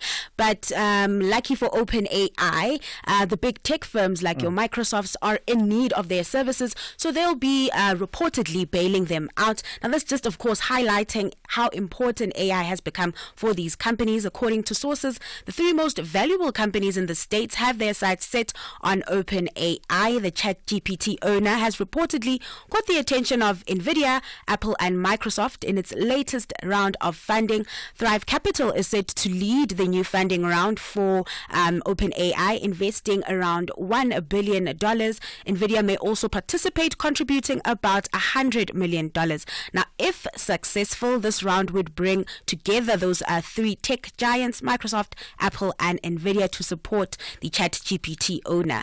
Now, each of these companies have become increasingly dependent on OpenAI's technology. Microsoft, already the company's largest investor, with a $13 billion commitment. It's deeply integrated with the startup. Apple is looking to now accelerate its AI efforts and is looking at collaborating with the ChatGPT owner to incorporate AI capabilities into its upcoming iPhone operating system update. Meanwhile, Nvidia's growth is closely linked to the surging demand for AI tools powered by its technology. Now, if this funding round is successful, or when it goes through, OpenAI will be able to strengthen its balance sheet, acquire more computing power, and cover other operating expenses. Let's talk about platinum, Northern Platinum in particular, and getting involved in the renewable energy space. That's right. So a lot of these miners use a lot of energy, right? And to kind of alleviate the pressure from Eskom, they have started investing more heavily into renewable resources or renewable power. This, of course, comes as, it tries to reduce that reliance on Eskom. Now, the Northern Platinum will be partnering up with an independent power producer to build a solar farm. The farm will be built near its Zonderende mine in Limpopo and will provide power for that mine. Zonderende actually uses most of Northern's energy, absorbing about a quarter of total group energy. Now, company CEO Paul June said the move comes as power supply risks persist due to expected tariff increases by Eskom, and this despite reduced load shedding. Now, the announcement comes alongside its annual results, where revenue and production ticked up. However, its bottom line was affected, falling almost 30%. This was mainly due to lower metal prices. Northern, one of many PGM miners, feeling the impact of poor metal prices. However, it's fared well against its peers. Over a 1-year period, Sibanye-Stillwater, the biggest loser there, share price fell over 36%. Impala Platinum falling 12%. Northern, in the meantime, only shedding 8% of its value. And you're looking at Asian markets as well as U.S. futures and ahead of the opening of the JSE. That's right. Now, sentiment quite sour in Asia. Those stocks mostly in the red, as optimism over an expected U.S. interest rate cut has been offset by worries over the Chinese economy following the release of more disappointing data. With that, we're seeing the Japanese Nikkei pretty flat, down 0.04%, while China's Shanghai index shed 0.68%.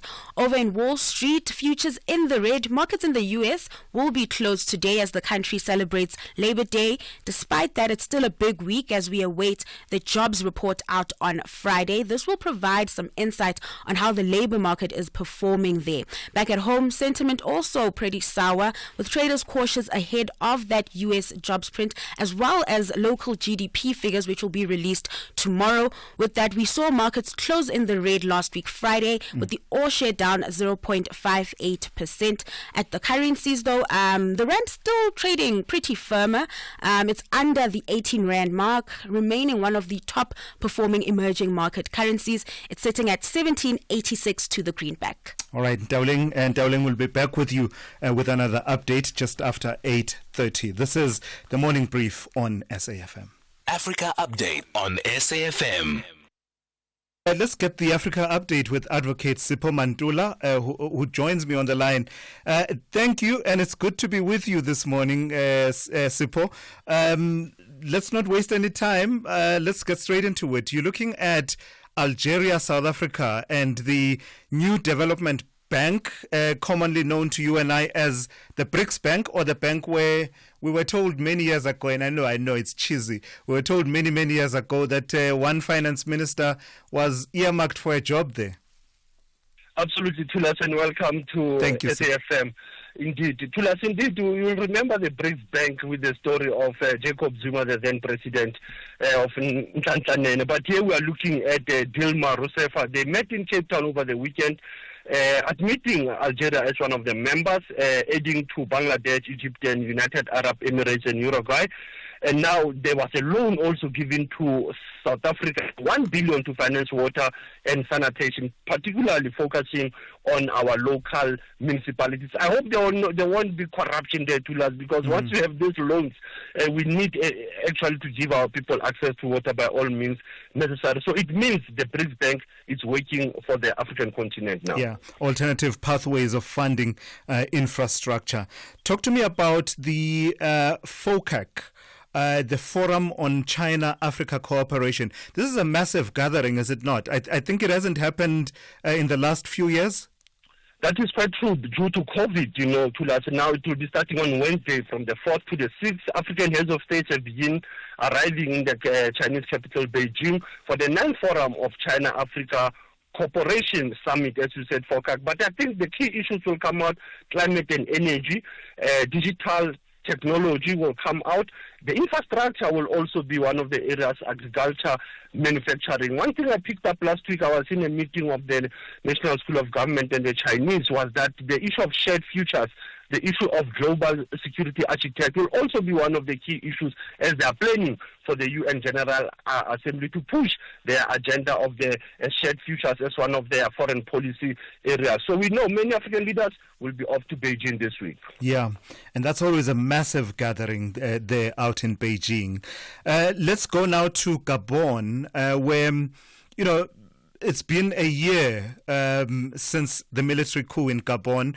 Whenever there's this military coup, it's always accompanied by a promise of holding power and fast-tracking reforms and handing back to a civilian government. Are we seeing any progress in that direction? I think we do, but remember it was in the name of the father and the cousin. Here you have Ali Bongo and Nguema, General Brice Oligui Nguema, who came into power last year through a military coup. That one of the issues are the national dialogue, constitutional reforms, and the election date. When are you handing over power to the civilians? But it seems people in Gabon are happy with General Brice Nguema now having taken over from the Bongo family. But there are still those challenges, as I said, to us, of the constitutional reform and also to go for the presidential election. It seems they're not clear with their record or their timetable. When are they going for this elections? And we have seen those military coups in the Sahel region that they've always been delayed in terms of handing over power from the military to the civilians. Yeah. And in the Great Lakes, Sipho, there's this issue around the DRC and Rwanda. That's been ongoing for many, many years. And it brings into play the whole issue of international law, which is a passion of yours, I believe. The DRC facing off with Rwanda at the East African Court of Justice. What's that about? This is a very important court, to us in the African continent. It's based in Arusha, Tanzania. Now, DRC is putting this petition or this legal suit towards the end of this month, on the 26th. And now they're pushing it in terms of both also in the African Court on Human and People's Rights, accusing Rwanda for violating its sovereignty, committing atrocities against ordinary people, and as you said, breaking international law. But if you understand, this conflict has been going for long to last, and the issue of ICC being brought in, but also I think there was a need to look at an African human rights system.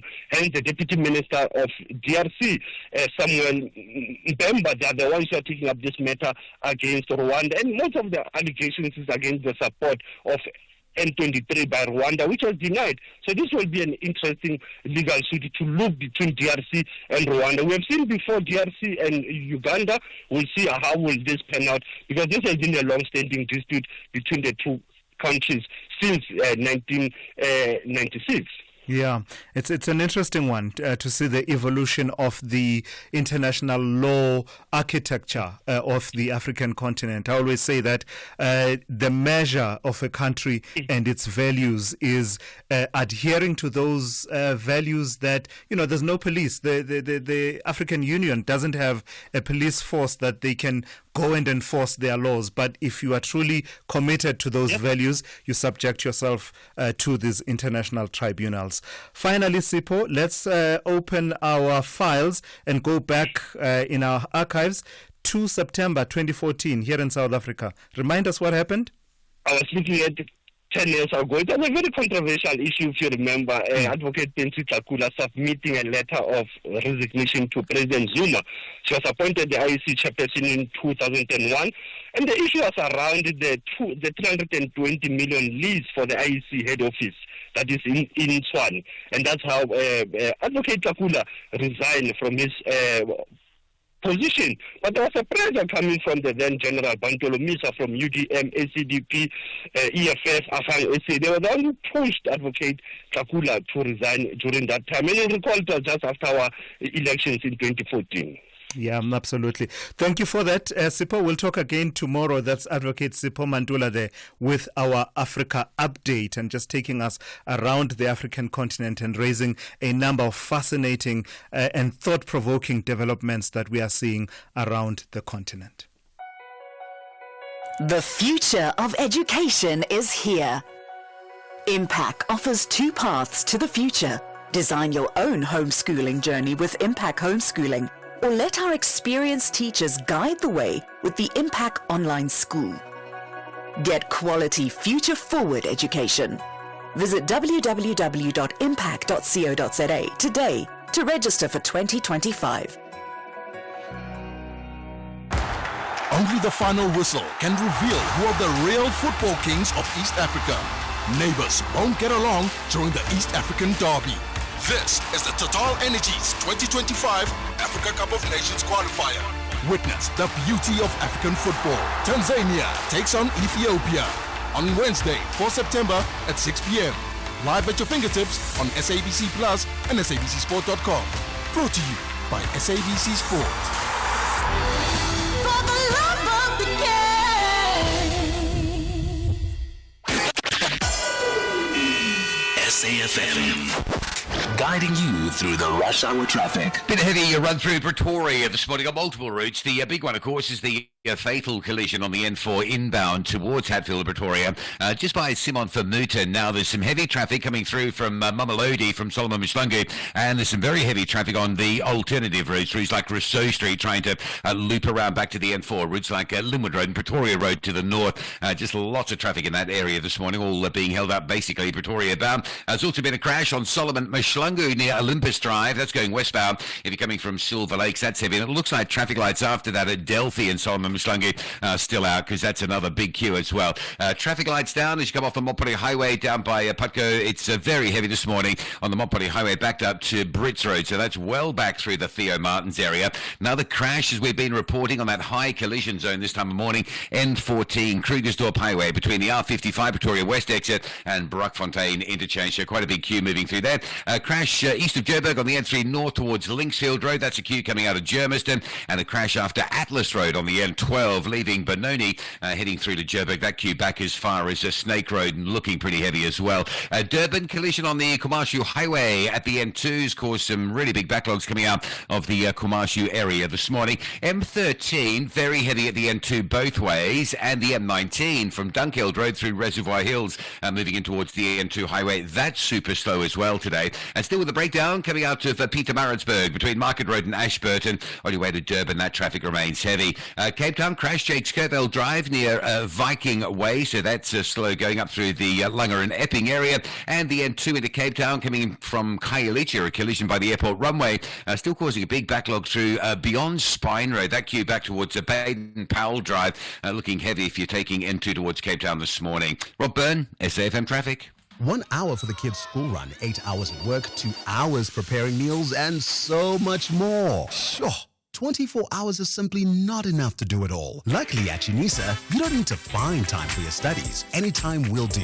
Shape your future with the leading open distance e-learning university in Africa. Applications to study undergraduate qualifications at UNISA in 2025 are open. Visit unisa.ac.za to apply. UNISA, define tomorrow. The Mediterranean Knights are after the big prize, a win in the opener of the AFCON qualifier. But Amavubi differs and insists on traveling back home with a massive bag of 3 points. This is the Total Energies 2025 Africa Cup of Nations qualifier. Witness the beauty of African football. Libya versus Rwanda on Wednesday, 4 September at 6 p.m. Live on SABC Sport on DTT Channel 4 and SABCSport.com. Brought to you by SABC Sport. For the love of the game. Big stories of the day. #The Morning Brief.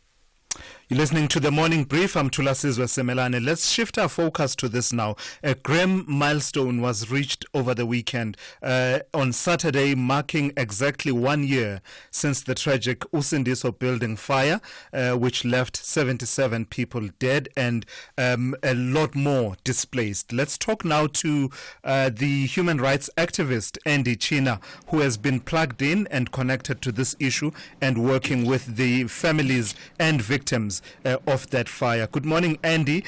So give us an update. There was that Khampepe inquiry which found that there were violations of various laws, bylaws, etc., and action needed to be taken at the city level. Where are we in as far as that accountability is concerned? Good morning. As far as accountability is concerned, the report was presented by Panyaza Lusufi to the city after it was handed over from the Commission of Inquiry just after the deadline, which was in in May, and the city still hasn't read the report or responded to the report. My last interaction with the city was at an inner city forum where the mayor was present, and I did ask officials how far they were with actually reading through the report and responding. And the response that I received was that we haven't started looking at the report as yet. We're busy with the national elections. There's some upheaval within council. There is a few things we need to sort out with the mayor. So it's really been sitting on somebody's desk. The other thing that's very concerning is that the city manager has not been involved at all, yet he's responsible for all the entities within the city. So, you may have a change of mayor, but the city manager should also be responding to this and telling us exactly which entities are responsible. For instance, Helen Boertjes, who is the head of the Johannesburg Property Company, was cited in the report by Justice Sisi Kempepe as being responsible for all the buildings, including the Usindiso building. Remember, this building is owned by the city of Joburg, and they neglected to take care of the building after it was taken over by, it was rented out to a organization to run it as a women and children's shelter. Yeah. Let me bring in Siyabonga Mahlangu, who is General Secretary of the Inner City. And don't go away, Andy, as I bring in Siyabonga. He is the General Secretary of the Inner City Federation. Siyabonga, good morning.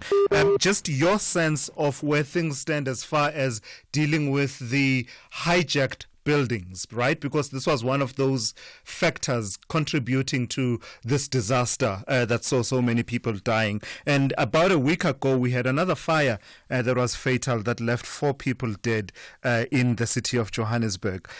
Where are we in as far as dealing with the problem of hijacked buildings? Morning, Thulasizwe. Thank you for having me. What I can say is that the city doesn't have any plan in place of dealing with such issues of bad and hijacked building and occupied building. We've been running around with them together with Commissioner Mabena and Justice Sisi Hampempe doing some inspections. Where anytime they can make a report and say maybe the building are not in a habitable stage, they should shut down. But the question is where they are going to put these people that they have to remove them from these buildings. The city doesn't have a plan. So even on their previously report in the eviction applications, they are clear saying that they don't have got TA, so they don't know when they can make it available. So the problem that it's arising of seeing people dying in such buildings, we'll continue seeing it. And that's really the risk, is it not, Siyabonga, that the risk continues to persist for as long as the underlying causes have not been addressed? Yes. The risk will be always there because the city is failing. And to their failure, they are not even calling up for national government to assist them. They are chilling and say, as long as not our family members are dying, nothing we can do. But I'm saying that's because of their action. If they have something to do, maybe they have done something already. Because I remember in 2017, we were at 702 with Merals or Commute and also Mashaba. And we requested that the city should come and join the party. The residents are willing to work together with the city to improve the conditions in this building. Mayor Mashaba promised that he will meet with us, but up until today, we didn't have such a meeting. Yeah. All right. Thank you for that. Unfortunately, we are completely out of time. That is the human rights activist Andy China, as well as Siyabonga Mahlangu, joining us talking about the Usindiso fire a year later. It's just gone 8 a.m. And Essential Cover from Outsurance pays out claims in cash, allowing you to choose your own panel beater. SMS CAR to 43187 now. And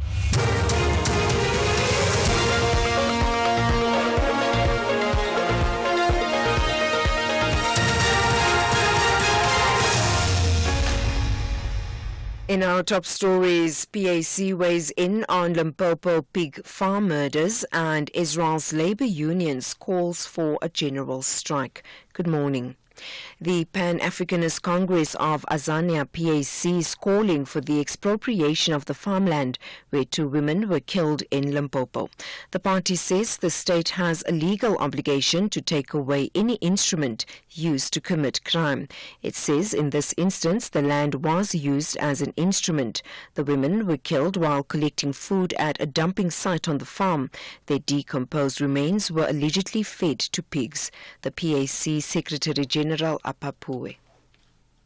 The expropriation of the farm is not only a mere legal action, but a step towards restorative justice. It will also serve as a legal precedent that never again shall we allow racist farmers to continue to behave as if they are law unto themselves, to continue to demonize African people, and continue to believe that in these farms they have their own laws and fiefdom. So as the PAC, once we are able to do this successfully, we believe that it will send a very strong message.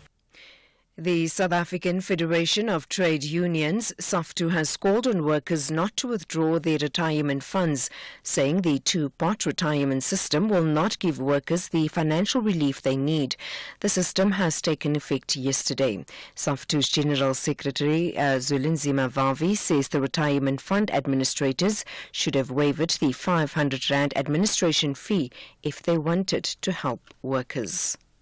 700,000 workers retire early or even resign in order to cash money. Just imagine now if 700,000 workers were to make a mistake of believing that this is a relief. These administration companies will get 500 rands from each one of them, and the government will get 18% up to 39% in some workers in taxes, and SARS will now suddenly queue up, and you may find out that you didn't pay a penalty or whatever. Then they deduct that too. The father of a 14-year-old black girl who was called the K-word by two white boys at a Pretoria high school a few months ago is accusing the department of re-victimizing his child. The grade 8 learner was removed from Hoërskool de Wilgers in Pretoria East and placed at another Pretoria school following a probe into the racial scandal. The learner's father says he demands accountability from the department. My daughter hasn't been writing exams because of this matter. My daughter has been changed in the middle of school, in the middle of the year, to another school. I want the accountability of the suffering that she's been through. She's been in hospital. I want that accountability. I did not plan all of this. Unfortunately, someone must account at the end of the day. Meanwhile, the Gauteng Education Department says the father of the victim was well informed and gave his consent for his daughter to be placed at another Pretoria school. The department says the incident was regrettable as racism is not tolerated in the country, especially at schools. Gauteng Education spokesperson Steve Mabona says the teenager was placed at another school following recommendation by the psychiatrist's report. Was a recommendation that the learners, one of them be, expelled, and that happened. One, because he was not a repeat offender, was then given a warning. So a recommendation came from the psychiatrist to say probably the child need to be, transferred to a girls' school. It's a recommendation that came. As a department, we did not transfer or remove the child, without the parent consent, because that recommendation came from a psychiatrist to say probably the child will cope well, at the girls' school. And finally, trade unions and groups representing families of Israeli hostages have called for a general strike today to press the government to reach a deal to free those still held by Hamas. It follows the killing of 6 hostages in Gaza. Many in Israel hold Prime Minister Benjamin Netanyahu responsible for the deaths, and hundreds of thousands took to the streets in anger. The BBC's Lucy Williamson has the details. Outside the Israeli Prime Minister's office, the crowd have been shouting murderer. There's a real sense of anger here. One woman said it feels like October all over again.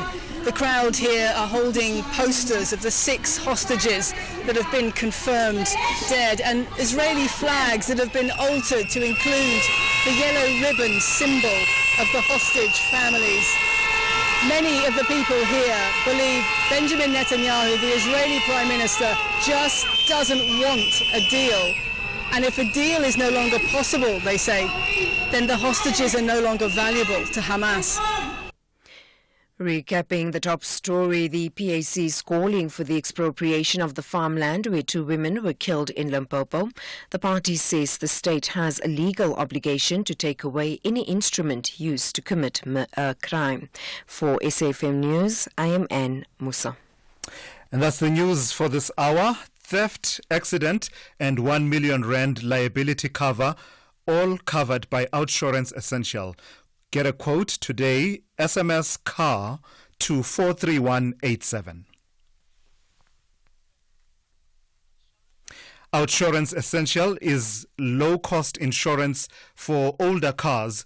A 34-year-old woman pays only 373 rand a month for her 2007 white Mazda 2 1.3 dynamic and gets paid cash so she can choose her own panel beater after an accident. Get the cover you need. Get Outsurance Essential today for unfinanced cars older than 5 years and valued at less than 125,000 rand. It's time to switch and save. SMS CAR to 43187. That's CAR to 43187 today. Licensed insurer and FSP. T's, C's and information online. SAFM, guiding you through the rush hour traffic. Two sets of crash delays on the Ekurhuleni side of Joburg. Collision been with us a while. N12 between Atlas Road and Rondebowl. That's very heavy coming through from Snake Road. In fact, pushing a queue back to Pitfontein. And then the earlier crash on the N3 north at Linksfield, not quite sorted out. So the N3 heavy from Germiston. The N12 and R24 routes in from the east. Badly back up trying to get through Galulis and into the N3 north. And at the same time, a crash on the N3 south at Van Buren. In fact, before Heldenace, after Van Buren. So that's heavy. Collision between Bayers, Nordier and Malabongwe. So coming up from 14th Avenue, it's busy. Collision in Pretoria. N4 still with us after Simon Vermooten. That's heavy. Crash on the M1 south just after Montana seems to be cleared. So traffic coming through from Sefako-Makato to Stormful starting to move again. Durban's M19 very heavy from Dunkeld Road through Reservoir Hills towards the N2. That's an unusual backlog this morning. And Cape Town, the earlier crash on the N2 into town near the airport runway has been cleared. That is starting to move again through Khayelitsha. Rob Byrne, SAFM Traffic. A very good morning to you in your SFM sports headlines. The new rugby star reflecting on the All Blacks test. That's Sasha Feinberg Ingomezulu sharing his thoughts after a tough encounter with the All Blacks. And at the Paralympics, South Africa celebrating another hero as Mpumelelo Mhlongo clinches gold in the men's T44 100-meter final. Details around 8:30.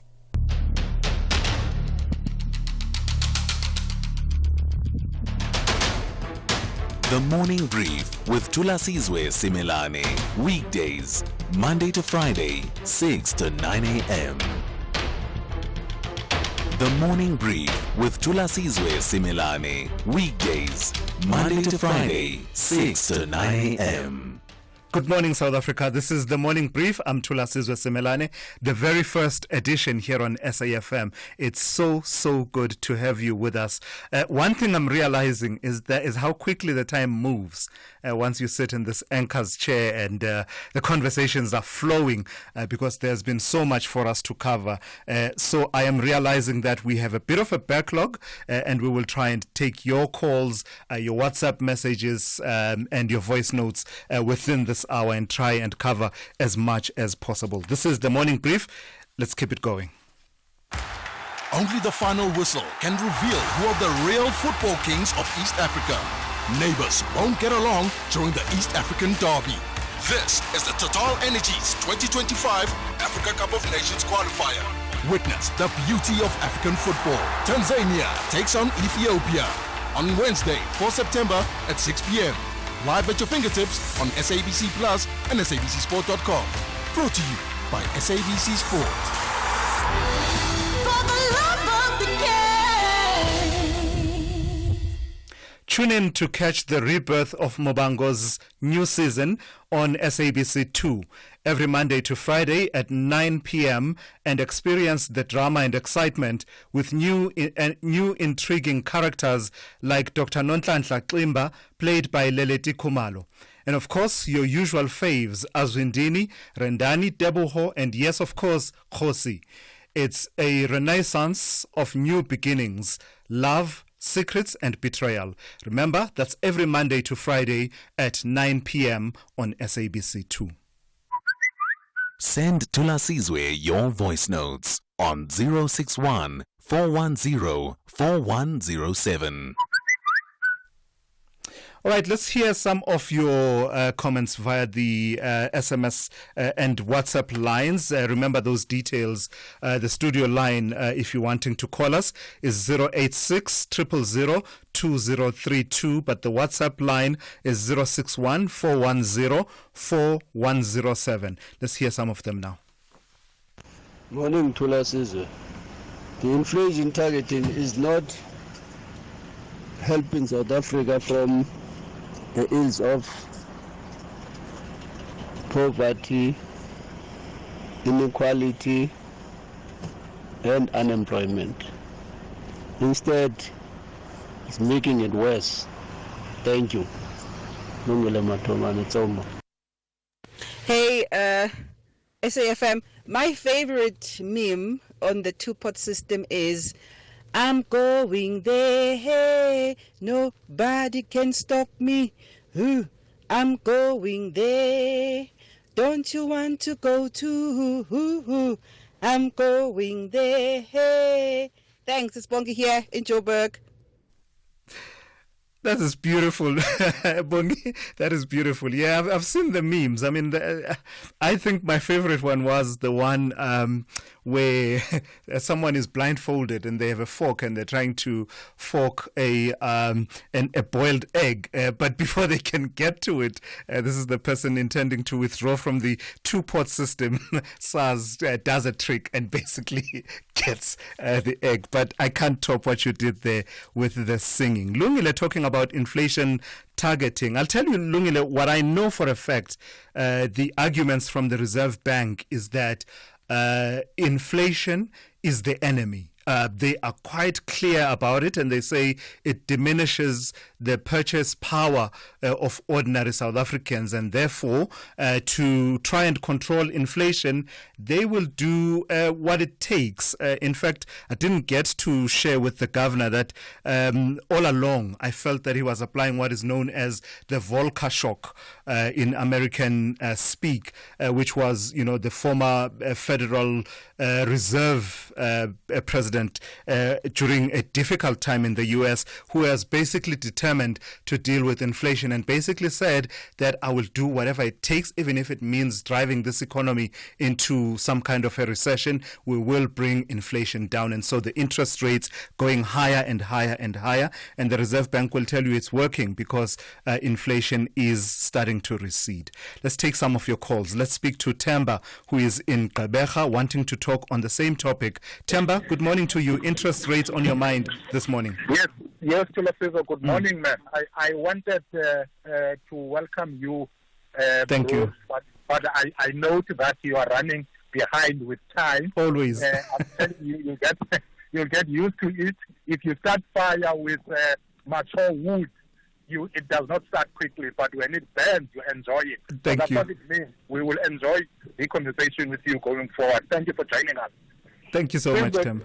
The interest rates are a tool to slow down inflation rate, as they say, but a tool to suck or draw or take money out of the economy or out of the system, thereby slowing down the purchasing power of ordinary South Africans. But my point is, where is this money going to?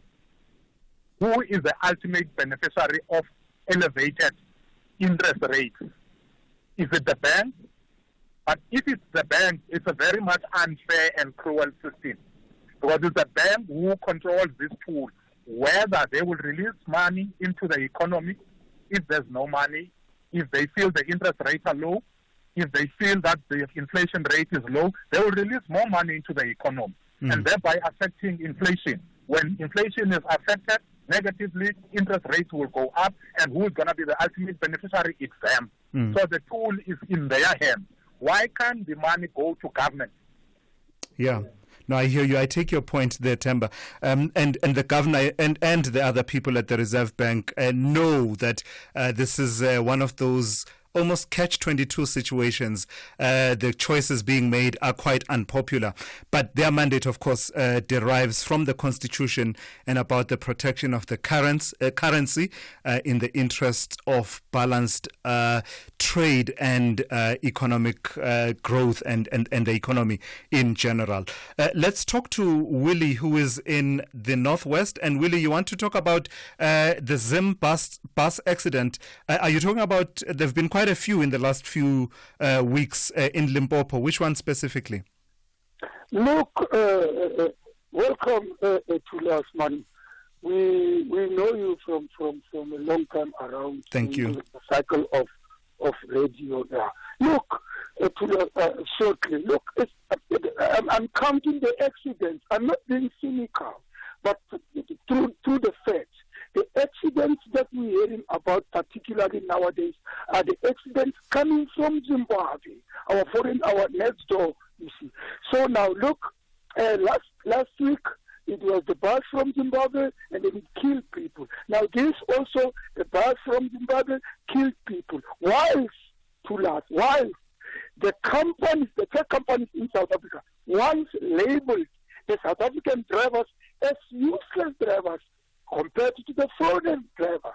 So maybe the cost may be fatigue and so on and so on. But now when I count what the truck companies have said in the past to compare us with foreign nationals, to say foreign nationals are good drivers, and what happens, and what happened also with one from Swaziland 6 years ago, and then who killed people around Natal, and then he was also foreign national, and the other one out in Johannesburg with the truck explosive, he was also the foreign national. But we are being offended and belittled and degraded by the truck companies owners, saying that the South African drivers are useless. Thank you. I'm not here to say. All right, thank you for that, Willie.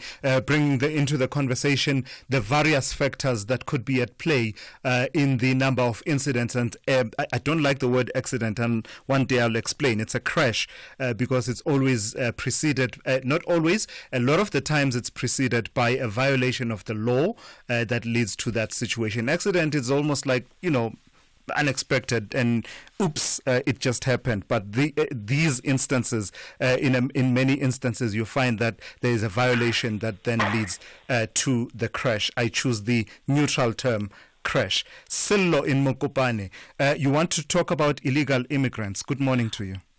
Thank you, and we welcome you too. Thank you. And I thank you for bringing up that the Dakato thing. Yes. I think we will deal with it when it comes. Absolutely. When we go and call. So, no sacred cows, Sillo. Absolutely, yes. Yes, thanks for that. Look, I was listening to the caller, who I think is active citizen, said foreigners are taking over Polokwane all over. And I think the excitement of being radio is very dangerous. We do have illegal foreigners, that's for sure. But to say blindly that Polokwane has been attacked by foreigners, that's not true. Even when to say people who are selling tomatoes are mostly foreigners, it's also not true. We need to verify these things. And then I was listening to you, you said you don't have time to engage him further. I was hoping that you can engage him further because he is wrong. He's just too excited to talk to you on radio. You need to be factual sometimes. Yeah. Because it is very dangerous because he was blinded to say foreigners. He was not putting terms of illegal foreigners. That's the country is crying foul about illegal foreigners Absolutely. that are in our country. That is government's problem and other people who can help. But let's not generalize and say foreigners are taking over Polokwane City and so forth and so forth. That's blindly untrue. You're absolutely spot on there, Sillo. And in fact, you've covered what I was going to point out. I was going to point that out to say no one can deny that South Africans have strong feelings about uncontrolled, unlawful migration, right? And that is an issue that is being raised and being raised sharply. But to say, foreigners in general and say immigrants in general without being specific, migration is the reality of the modern world in which we live in, that you will have migration. It just needs to be controlled and be orderly. Absolutely, Tulisa. And then I will also concur with the second caller to say I nearly thought Bongi Gwala is back on radio. I'm honored by that. Thank you so much there. That is Sillo in Mokopane talking to me this morning. The Mediterranean Knights are after the big prize, a win in the opener of the AFCON qualifier. But Amavubi differs and insists on traveling back home with a massive bag of 3 points. This is the Total Energies 2025 Africa Cup of Nations qualifier. Witness the beauty of African football. Libya versus Rwanda on Wednesday, 4 September at 6 p.m. Live on SABC Sport on DTT Channel 4 and SABCSport.com. Brought to you by SABC Sport. For the love of the So why should I use We Buy Cars if I want to sell my vehicle? Because We Buy Cars buys cars. But will I get the right price? Of course. We Buy Cars buys thousands of vehicles and knows exactly what every vehicle is worth.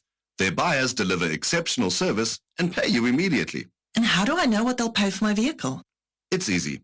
Visit webuycars.co.za or use the We Buy Cars app. Follow the simple steps and voila, you'll know your car's value in no time.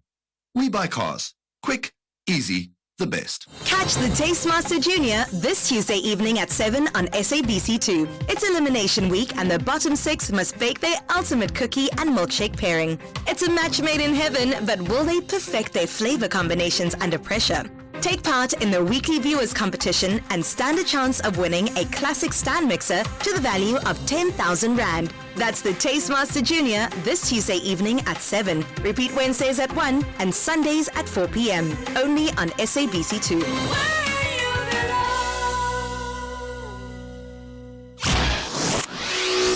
Thulasizwe Simelane on SAFM.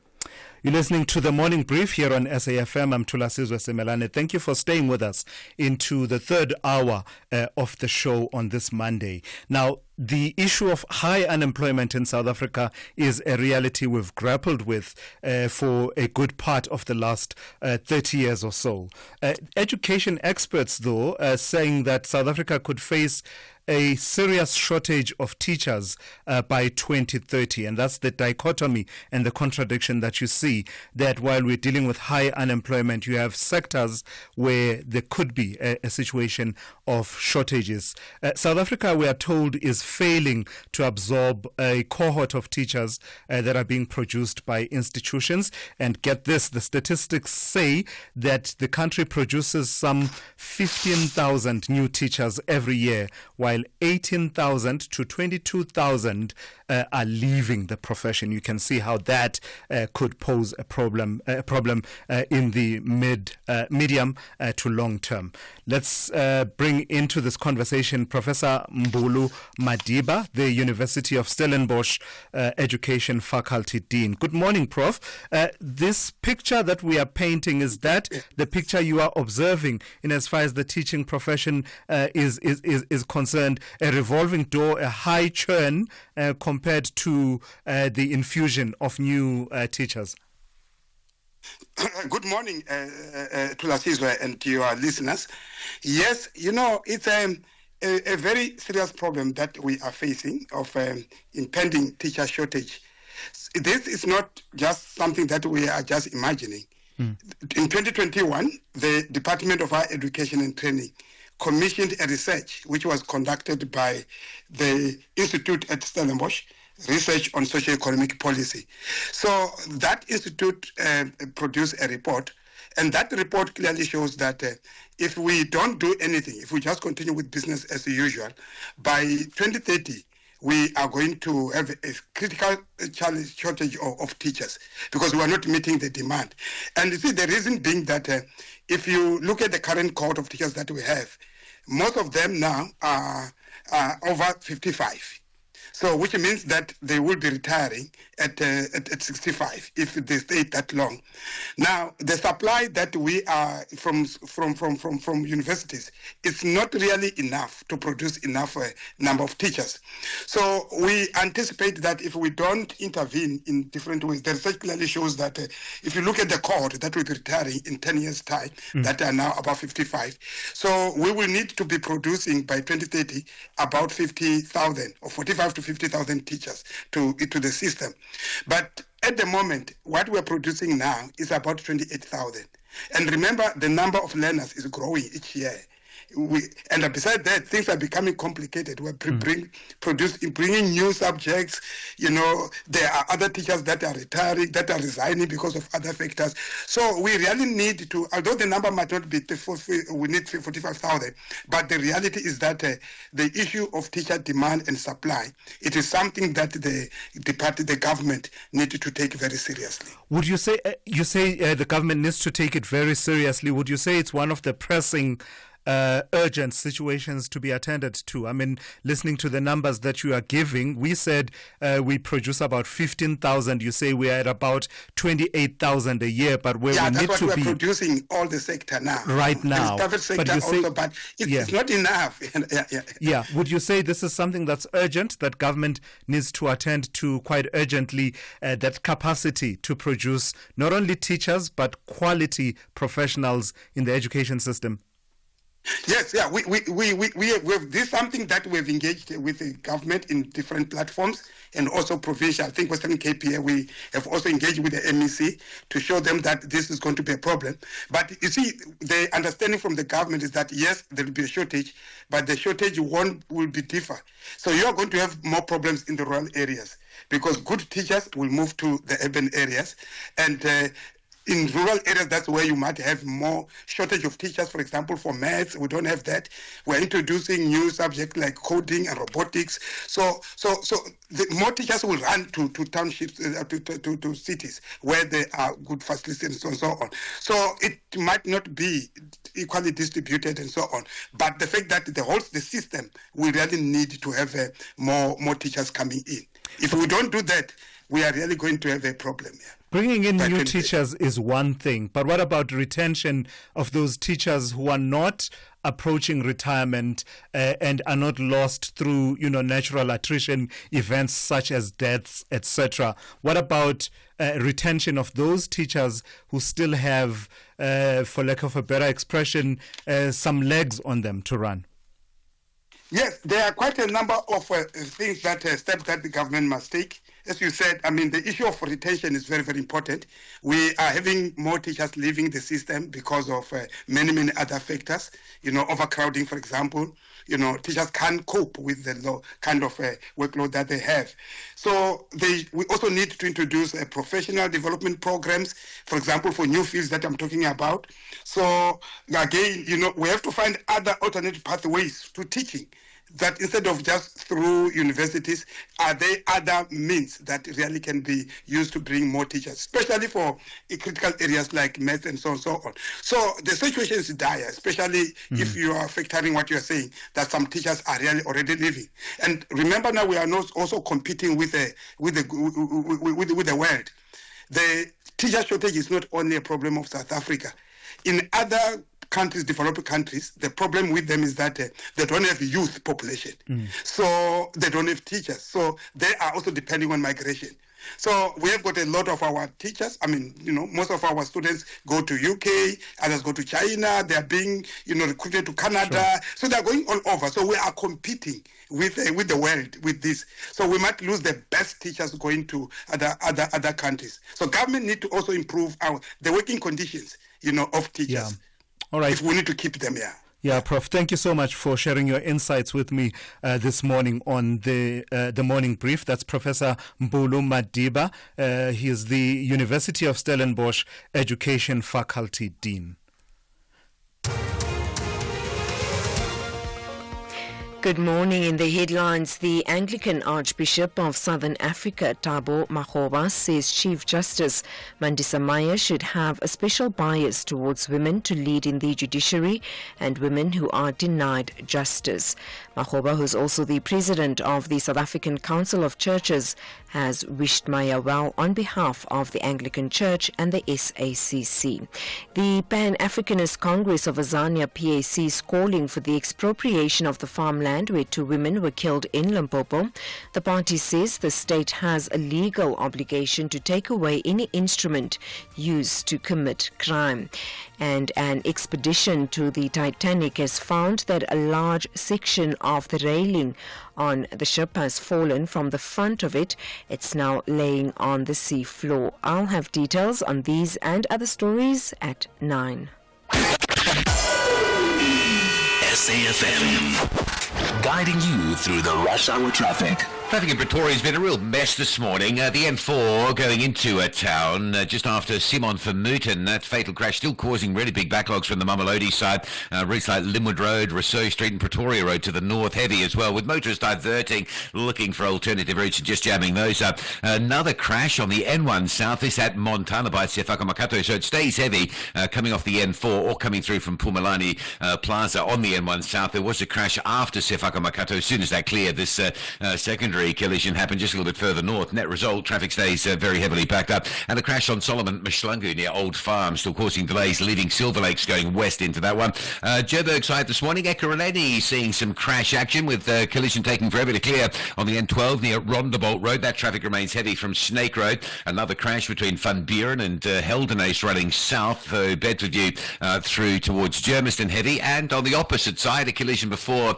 Galuli. So the N3 north from Germiston stays heavily backed as well. Durban side, good news. The crash and breakdown coming out of Pietermaritzburg to Durban around Market Road, that's all being cleared up. The Kumashu Highway crashed in at the N2, also a thing of the past, and that really big, enormous backlogs all move through. Cape Town today starting to ease, but the N1 inbound stays busy from Plattercliff Hill, and behind that the Coburg Road through Brooklyn and Marine Drive through Parton Island, still heavy as you try to sort of get into that big weight of traffic on the N1 inbound. Rob Byrne, SAFM Traffic. This is SAFM Sport with Zai Khan. Hey Zai, welcome back. It's good to have you with me again. I'm lost in paper, as I was saying earlier on. So I have no idea what you're covering in this update. It's okay. It happens to the best of people. I can make mistakes on day one. You can do what you like, because let me tell you, I have got a playbook from Sasha Feinberg and Ngomezulu. And this playbook, I think is as thick as your papers that are lying there. and yeah, talking about Sasha Feinberg Mngomezulu, and it just works. It's apt that he's got fine in his name there, right? He's such a fine talent. He is. You know what? He may have made a few fumbles on Saturday, but he's definitely penning, a future in green and gold that's worth reading about. The young fly half has quickly risen through the ranks, and he's praised the team's resilience, highlighting the Boks' character and determination, recovering from their 10-point deficit in the final 15 minutes where they overcame the All Blacks. Now, their gritty defence and discipline were key in that comeback, and looking at the Rugby Championship, the Boks are definitely in the driver's seat. They'll face the All Blacks again, and that's on Saturday at Cape Town Stadium. Tennis action, the number 2 seed Aryna Sabalenka reached her 4th straight US Open quarterfinals, beating the number 33rd seed Elise Mertens 6-2, 6-4. Sabalenka becomes the first woman to make 4 consecutive US Open quarterfinals since Serena Williams made it in a row between 2011 and 2016. Now, in the men's draw, Francis Tiafoe returned to the US Open quarterfinals for the 3rd straight year. He beat Alexei Popyrin 6-4, 7-6, 2-6, 6-3. The number 20 seed Tiafoe will attempt to match the best Grand Slam result of his career. He'll face the number 9 Grigor Dimitrov tomorrow for a berth in the semi-finals. Tiafoe is the first American man to reach 3 consecutive US Open quarterfinals since Andy Roddick did that from 2006 to 2008. Paralympic news. South Africa celebrating another Paralympic hero, Mpumelelo Mhlongo, clinching gold in the men's T44 100 final at the Paris Olympics. Now, Mhlongo also holds the world record in the 100 meters, 200 meters and long jump, clocked in at 11.12 seconds, securing the top spot on the podium. Meanwhile, double medalist from Tokyo, Luzanne Kutsnia, stamped herself as a medal prospect, qualifying second fastest for the women's T11 1,500 meter final at Stade de France. While wheelchair tennis action, the quad doubles pairing of Donald Rampadi and Lucas Sitole were defeated in their semi-final against Sam Schroeder and Niels Fink of the Netherlands, 6-1, 6-1. Rampadi and Sitole they'll turn out for the bronze medal match, and that happens on Wednesday. Cycling, Pablo Castrillo claimed his second victory in the mountain Mountains on stage 15 of the Vuelta a España as Primož Roglic closed on overall leader Ben O'Connor in the race for the red jersey. Australia's O'Connor now holds a slender 43-second advantage over the three-time champion Roglic going into the final week, which concludes with an individual time trial in Madrid, and that's next Sunday. And finally, MotoGP news. Marc Marquez conquered a magical performance in front of his home fans at the Aragon MotoGP to end a 3-year winless run. He took the checkered flag by almost 5 seconds from Jorge Martin and Pedro Acosta in third. That's how we wrap it up. More sport here on SFM around 12:30 with John Hediker. I'm Zai Khan. All right, Zai, thank you for that. Catch more updates throughout the day here on SAFM. The Business Update on SAFM. I may have misplaced my papers as far as Zai is concerned, but with you, Dowling, fortunately, I'm still a bit awake with a few minutes to go to the top of the hour. You're looking at the BRICS Bank lending to Transnet. That's critical, is it not? Transnet having faced all of those problems that they faced over the last few years. That's right, Tula. So Transnet securing a 5 billion rand loan from the New Development Bank.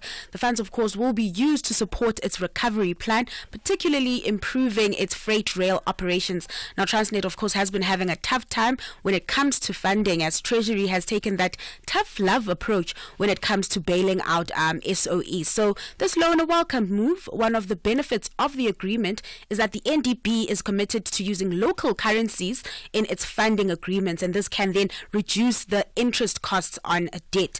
Now, as mentioned, Transnet facing many operational issues, mainly in the critical rail and port businesses, resulting from underinvestment in infrastructure and equipment, as well as theft and vandalism. As a result, the amount of goods it transported dropped from 226 million tons in 2017-2018 to 150 million tons in 2022-2023.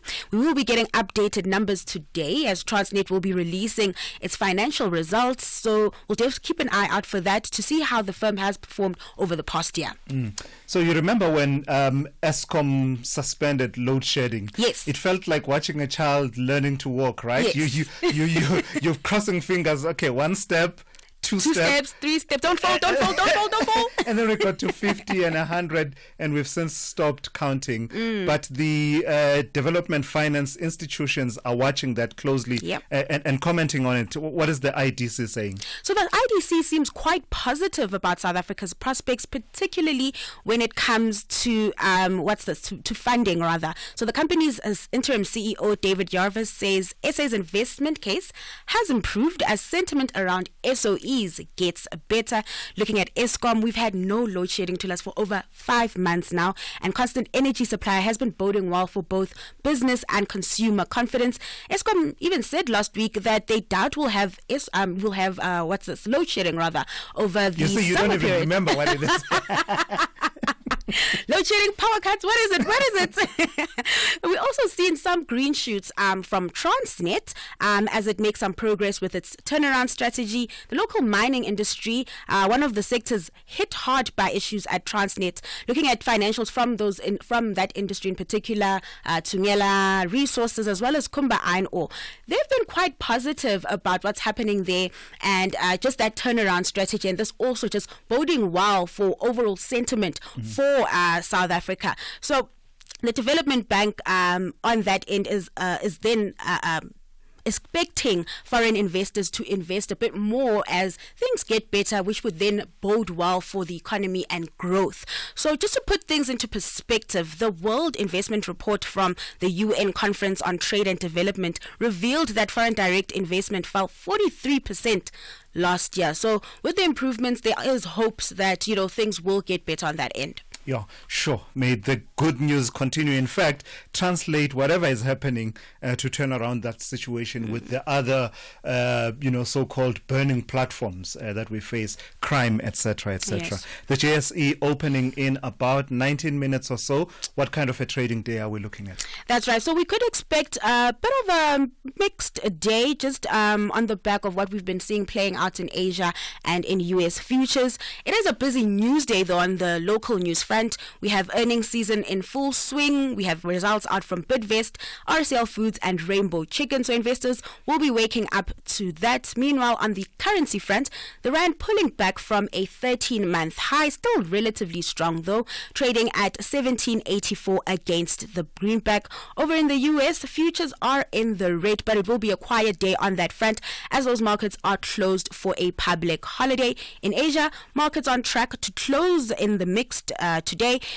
Concerns about China's economy really weighing on sentiment there. This comes after disappointing factory activity numbers suggested that the manufacturing sector will have a negative impact on the country's third quarter GDP. All right, Dowling, thank you for waking up very early and joining me this morning in studio. That's the update from the markets for you this morning. You're listening to the morning brief here on SAFM. Still to come in the next few minutes, we'll be talking to the Gauteng MEC Lebohang Maile. We'll be talking about the situation in as far as tourism is concerned in the province, but also I look forward to taking more of your calls and your messages. Comoros and the Gambia have a huge clash for 90 minutes in the AFCON qualifier. Both nations are optimistic for the significant 3 points. Yet the question remains, who wants it the most? This is the Total Energies 2025 Africa Cup of Nations qualifier. Witness the beauty of African football. Comoros up against the Gambia on Wednesday, 4 September at 5 p.m. Live at your fingertips on SABC Plus and SABCSport.com. Brought to you by SABC Sport.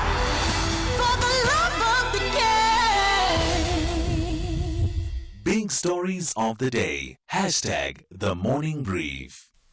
You're listening to the morning brief. I'm Thulasizwe Simelane. So you'll know that the beginning of September, we always say spring day, but sometimes it doesn't really feel like spring has sprung until quite late into the season. But it's also tourism month. It's the opportunity to focus intently on the tourism sector and reflect on where it is as one of the pillars and drivers of economic growth. Well, some statistics already coming out from the MEC of Finance and Economic Development in Gauteng, Lebohang Maile, who joins me now on the line. And MEC, the statistics you've been sharing are quite concerning in as far as the decrease in the number of overnight tourism as well as holiday spending is concerned in Gauteng. What's the picture as we start tourism month? Good morning to the we start by congratulating you on the new show. Indeed, they are concerning, and that is because of the impact that COVID has had on the industry in our province. The sector was affected badly, and that's why we've had some of the iconic sites like the SAB World of PI Museum in Newtown closing down. The Sterkfontein Caves are still not yet open, and that's why we have said the situation is bad, and I think the first important thing is to diagnose the problem, acknowledge that there's a problem, and then we can do something about it. It is indeed concerning because the sector has lost a lot of revenue in the last few years. Yeah, in fact, from reports I'm seeing, you're quantifying that as far as the overnight tourism expenditure is concerned. You're saying that it has come down some 19 billion rand, marking a decrease of 45.8%.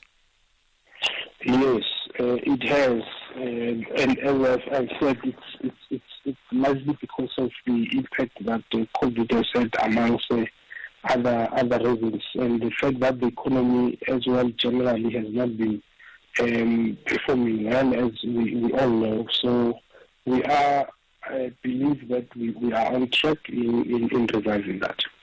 Is there Could there be other elements at play, MSC? I hear what you're saying about the impact of COVID, some of the iconic landmarks also not reopening after the COVID pandemic.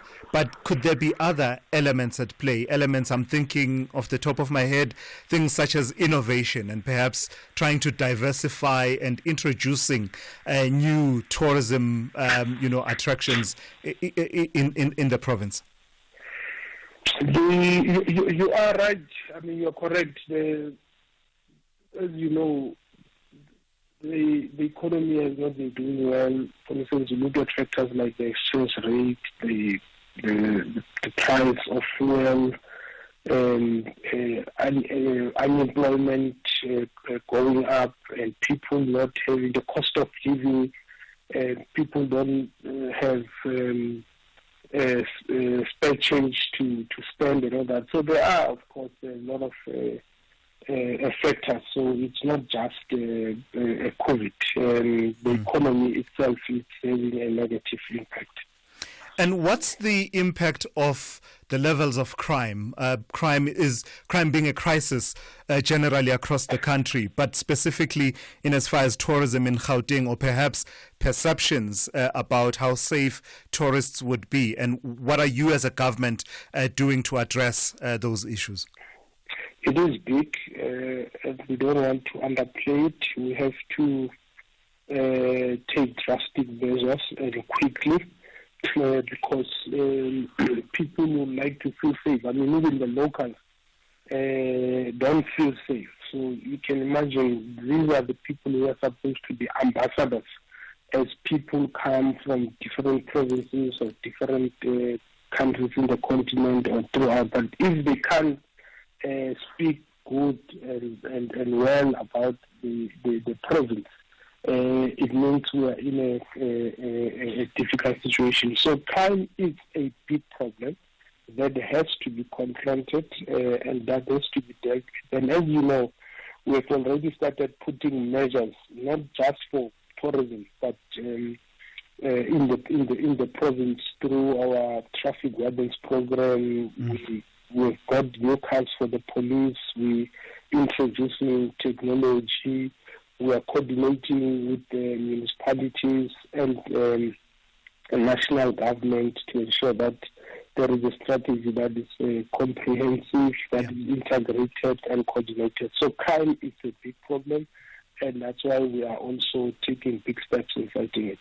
So back to the core issue then, MSC, that I started out with, the concerning numbers and the decline. I mean, the overnight tourism expenditure, as I said earlier on, declining some 19 billion rand, and as well as, that being about 46% decline, and also holiday spending in Gauteng falling significantly to 7.22 billion rand, also reflecting a sharp drop of some 59.2%. I think you and I can agree that we are in a bit of this is a crisis, is it not? Given the impact of tourism on the economy of Gauteng. If we agree that it's a crisis, how are you addressing it? What are some of the key initiatives between now and, I don't know, whatever milestones you've set for yourself, let's say by the time you and I talk in September next year? It is a crisis, but like we said in the same statement, that since April 2022, we've seen, for instance, the reopening and refurbishment of about 9 new hotels in the province. And this includes one in Social Media, Orlando, Everton Conference Center, in the cradle of humankind and all that. So that's the first thing that is being confidence by the investors, and these are the local investors. That's one. But two, fighting crime is another issue that we have to do. But three, we have to continue investing in infrastructure as the government, and through our economic zones, for instance, we are also driving this. But four, we are also looking at making sure that we bring and host big events, because they also go a long way in boosting tourism. Right. You have seen over the weekend with the rugby match and how smooth it was in terms of transport and all that. That goes a long way in sending a good message. So exposure. Exactly. Yeah. So we have been doing quite a bit in that regard. MEC, let's bring in one of our listeners now. A comment, if you don't mind. Just hold on for a second and let's hear. Thulasizwe, good morning. Thulasizwe, it can't be 4 years later and then Mr. Mahile is still blaming COVID for the poor support for tourism. People simply don't have any disposable income anymore. The cost of living is extremely high in South Africa. It's so high that you sometimes, even as a man, you ask yourself, maybe I should hang myself. I mean, things are so expensive. And I mean, people simply don't have money to go on vacations or holidays anymore. And I mean, Gauteng also, the level of crime in Gauteng is totally out of order.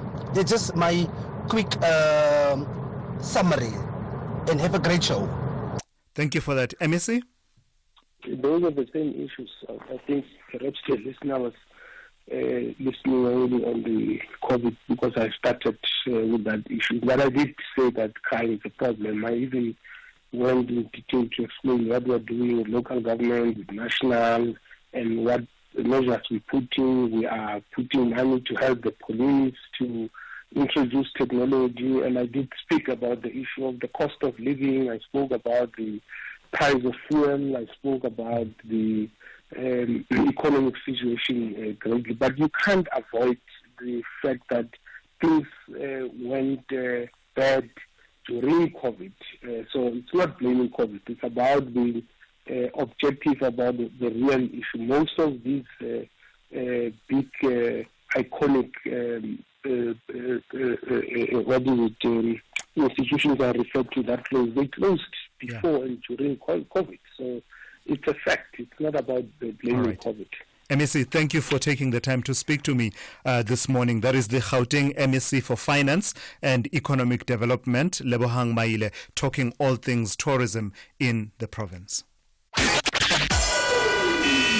SAFM, guiding you through the rush hour traffic. Just on that, we spent a long time last week promoting the use of the Metro Rail train to get into the Springbok All Black clash on Saturday, so we watched it intently on Saturday. It was just amazing to see how many fans returned to that train service, making their way to Park Station, then a 3-minute trip into Ellis Park, and it was overwhelmingly recorded as safe and on time and efficient. It was really good to see Metro Rail and Prasa really sort of open that up and do such a great job as well. Onto the roads we go this morning with major delays around Pretoria. The crash scene on the N4 at Simon Vermooten has been there all morning. We did warn it's fatal. These take forever to clear. It's still a really big backlog on the N4 from Linwood Road, as well as coming along, it's a big backlog from on the N4 from the Mamelodi Solomon Mashlangu on-ramp from there through towards basically Rousseau Street before that crash, and then Linwood Road, the alternative route running south of the highway. That's heavy as well. Also been a crash on the M1 south at Sefagamakata. This is the second one this morning. Earlier one's cleared. This is a new one. It's causing a really big delay. If you're coming through from Pumalani Plaza or coming through from Doornpoort Plaza on the N4, the Rustenburg Highway onto the N1, really big queues. You might want to off-ramp sort of back in Pretoria North and take some alternative routes. Collision on the N1 North at Old Joburg Road. If you're on your way to Pretoria, that's quite slow. A crash taking a while to clear up on Joburg's N1 North before Malabongwe. Traffic queues back halfway towards 14th Avenue. Crash on the N3 North at Van Buren, keeping traffic heavy from the, I was going to say Germiston area, but really sort of Alberton. It's backed up to Four-Trekker Road on the N12. So if you're heading to the airport, you might want to alternative route away from that. The N12 and R24 route in from Ekurhuleni, also crash at Galuli. So heavy pressure on both of those as well. Durban, the N2 north through Kumashu and up through Gateway. That's all being cleared up after a crash and a breakdown earlier this morning. Cape Town, the N1's heavy from Plattekloof Hill all the way through to the elevated freeway. Bad enough to be backing you up on Nelson Mandela Boulevard, just coming into that elevated freeway. Pardon Island Durban's Marine Drive is heavy. Brooklyn's Kuberg Road is heavy. Some real problems getting through and into that N1 queue. The N2, if you're into Cape Town, clear now through Khayelitsha. You're passing the airport, you'll just hit the wall of traffic from around about Langa through to Hospital Bends. Rob Byrne, SAFM Traffic. Call Thulasizwe now, 086 000 2032. You're listening to the morning brief on SAFM. A few minutes to go before the top of the hour, and Kathy Mohlahlana coming through with the talking point. But before we get to that, let's hear some of your calls at the moment. Lionel is calling from Emalahleni. You want to talk about Lesetja Kganyago in the interview we had earlier on, Lionel. What's on your mind? Yes, good morning, Thulasizwe. Can you hear me? Yes, I can. Good morning. Yes, I was listening to your conversation with the governor, and well, let me draw in on his stance on the foreign exchange policy of the Reserve Bank. Well, he says that it wouldn't be prudent for the Reserve Bank to sell some of the US dollars, the foreign assets that are sitting there at the Reserve Bank, but he doesn't elaborate as to why. However, let me summarize by saying that the president of this country is a shareholder in some of these mining companies. So what are the interests of the president? The interests of the president are to keep these exports cheap and competitive in global markets. And in order to do that, you need to depreciate the rand in order to keep these exports cheap and competitive in global markets, considering the fact that the demand for these raw materials has drastically declined over the years. So I think the president here is directly involved in the depreciation of the rand, and they also came up with these scapegoats. What do you base that allegation on? Why didn't the Reserve Bank governor elaborate as to why it is not prudent for the Reserve Bank to sell these US dollars? In order for the rand to appreciate, what you can do is to sell some of those US dollars in exchange for rands. It's like removing an excess supply of rands in the foreign exchange market. So that Lionel, I'm battling to make the connection between the allegation you make about the president and his interests and the depreciation of the rand and not selling the reserves, because you and I will have heard many, many times that the keeping reserves is one of those prudent exercises that reserve banks do around the world. How does that then equate to, the kind of malicious intent you impute on the president?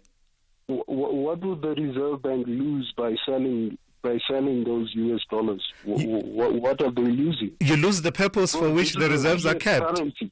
We are no longer using a commodity currency. You don't need to back your currency with the reserves. And you're not placated by the kind of moves that the Reserve Bank governor was talking about, that access to that gold and foreign currency, those profits realized from that was announced earlier on. You're not placated? Now, look, we are bearing the brunt here from this imported inflation. A depreciating rand means that we are spending more in some of the goods that are imported into this country, like fuel. We are paying higher prices for fuel now because of the depreciated rand. All right, Lionel. I would have expected them to intervene in the foreign exchange market to sell some of these US dollars so the rand can appreciate. All right, Lionel. Thank you so much. I've heard you and we have engaged. Thank you for that engagement. That's Lionel at Emalahleni. And with that, day one is done and dusted. It's gone. I managed to wake up. I arrived on time. And then I get the bonus and Kathy Mohlahlana is here. I love the fact that you talk about waking up early and waking up on time. Do you understand that this is what you have signed up for? You've effectively said you're going to be waking up at 3 o'clock for the near future. How does that make you feel, Thulasizwe Simelane? I don't know. I can't even talk. Look, for starters, I'm just excited to see you, but that's another story. I'm fine. Hey, I was quite anxious, Kathy, because this is a big platform. It really is. I think it's the biggest platform for me, and there's no disrespect intended to anyone else. Yeah. So, because it's national, because this was my dream position when I started in broadcasting. So there was a lot of emotions involved. It is a little bit of a full circle moment, isn't it, for Yeah, you? Because absolutely you've is. come back home to SAFM. Well, we're so excited to have you back as part of Thank our you. family, and we're looking forward to more shows that you're going to Absolutely. be bringing us on the morning brief. Thank you. Absolutely, Thanks, a Kathy. great Have a good one. start. Thulasizwe Simelane, the host of the Morning Brief. And of course, you'll be waking up to him every morning as he hosts the show. So, essential cover from Outsurance pays out claims in cash, allowing you to choose your own panel beater. SMS car to 43187 now.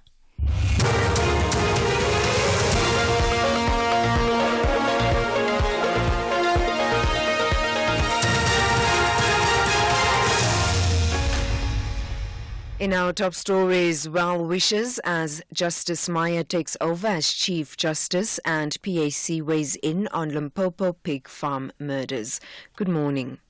The Anglican Archbishop of Southern Africa, Thabo Makgoba, says Chief Justice Mandisa Meyer should have a special bias towards women to lead in the judiciary and women who are denied justice. Makgoba, who's also the president of the South African Council of Churches, has wished Meyer well on behalf of the Anglican Church and the SACC. Meyer effectively became Chief Justice yesterday. She's the first female in the history of South Africa to lead the highest court of the land.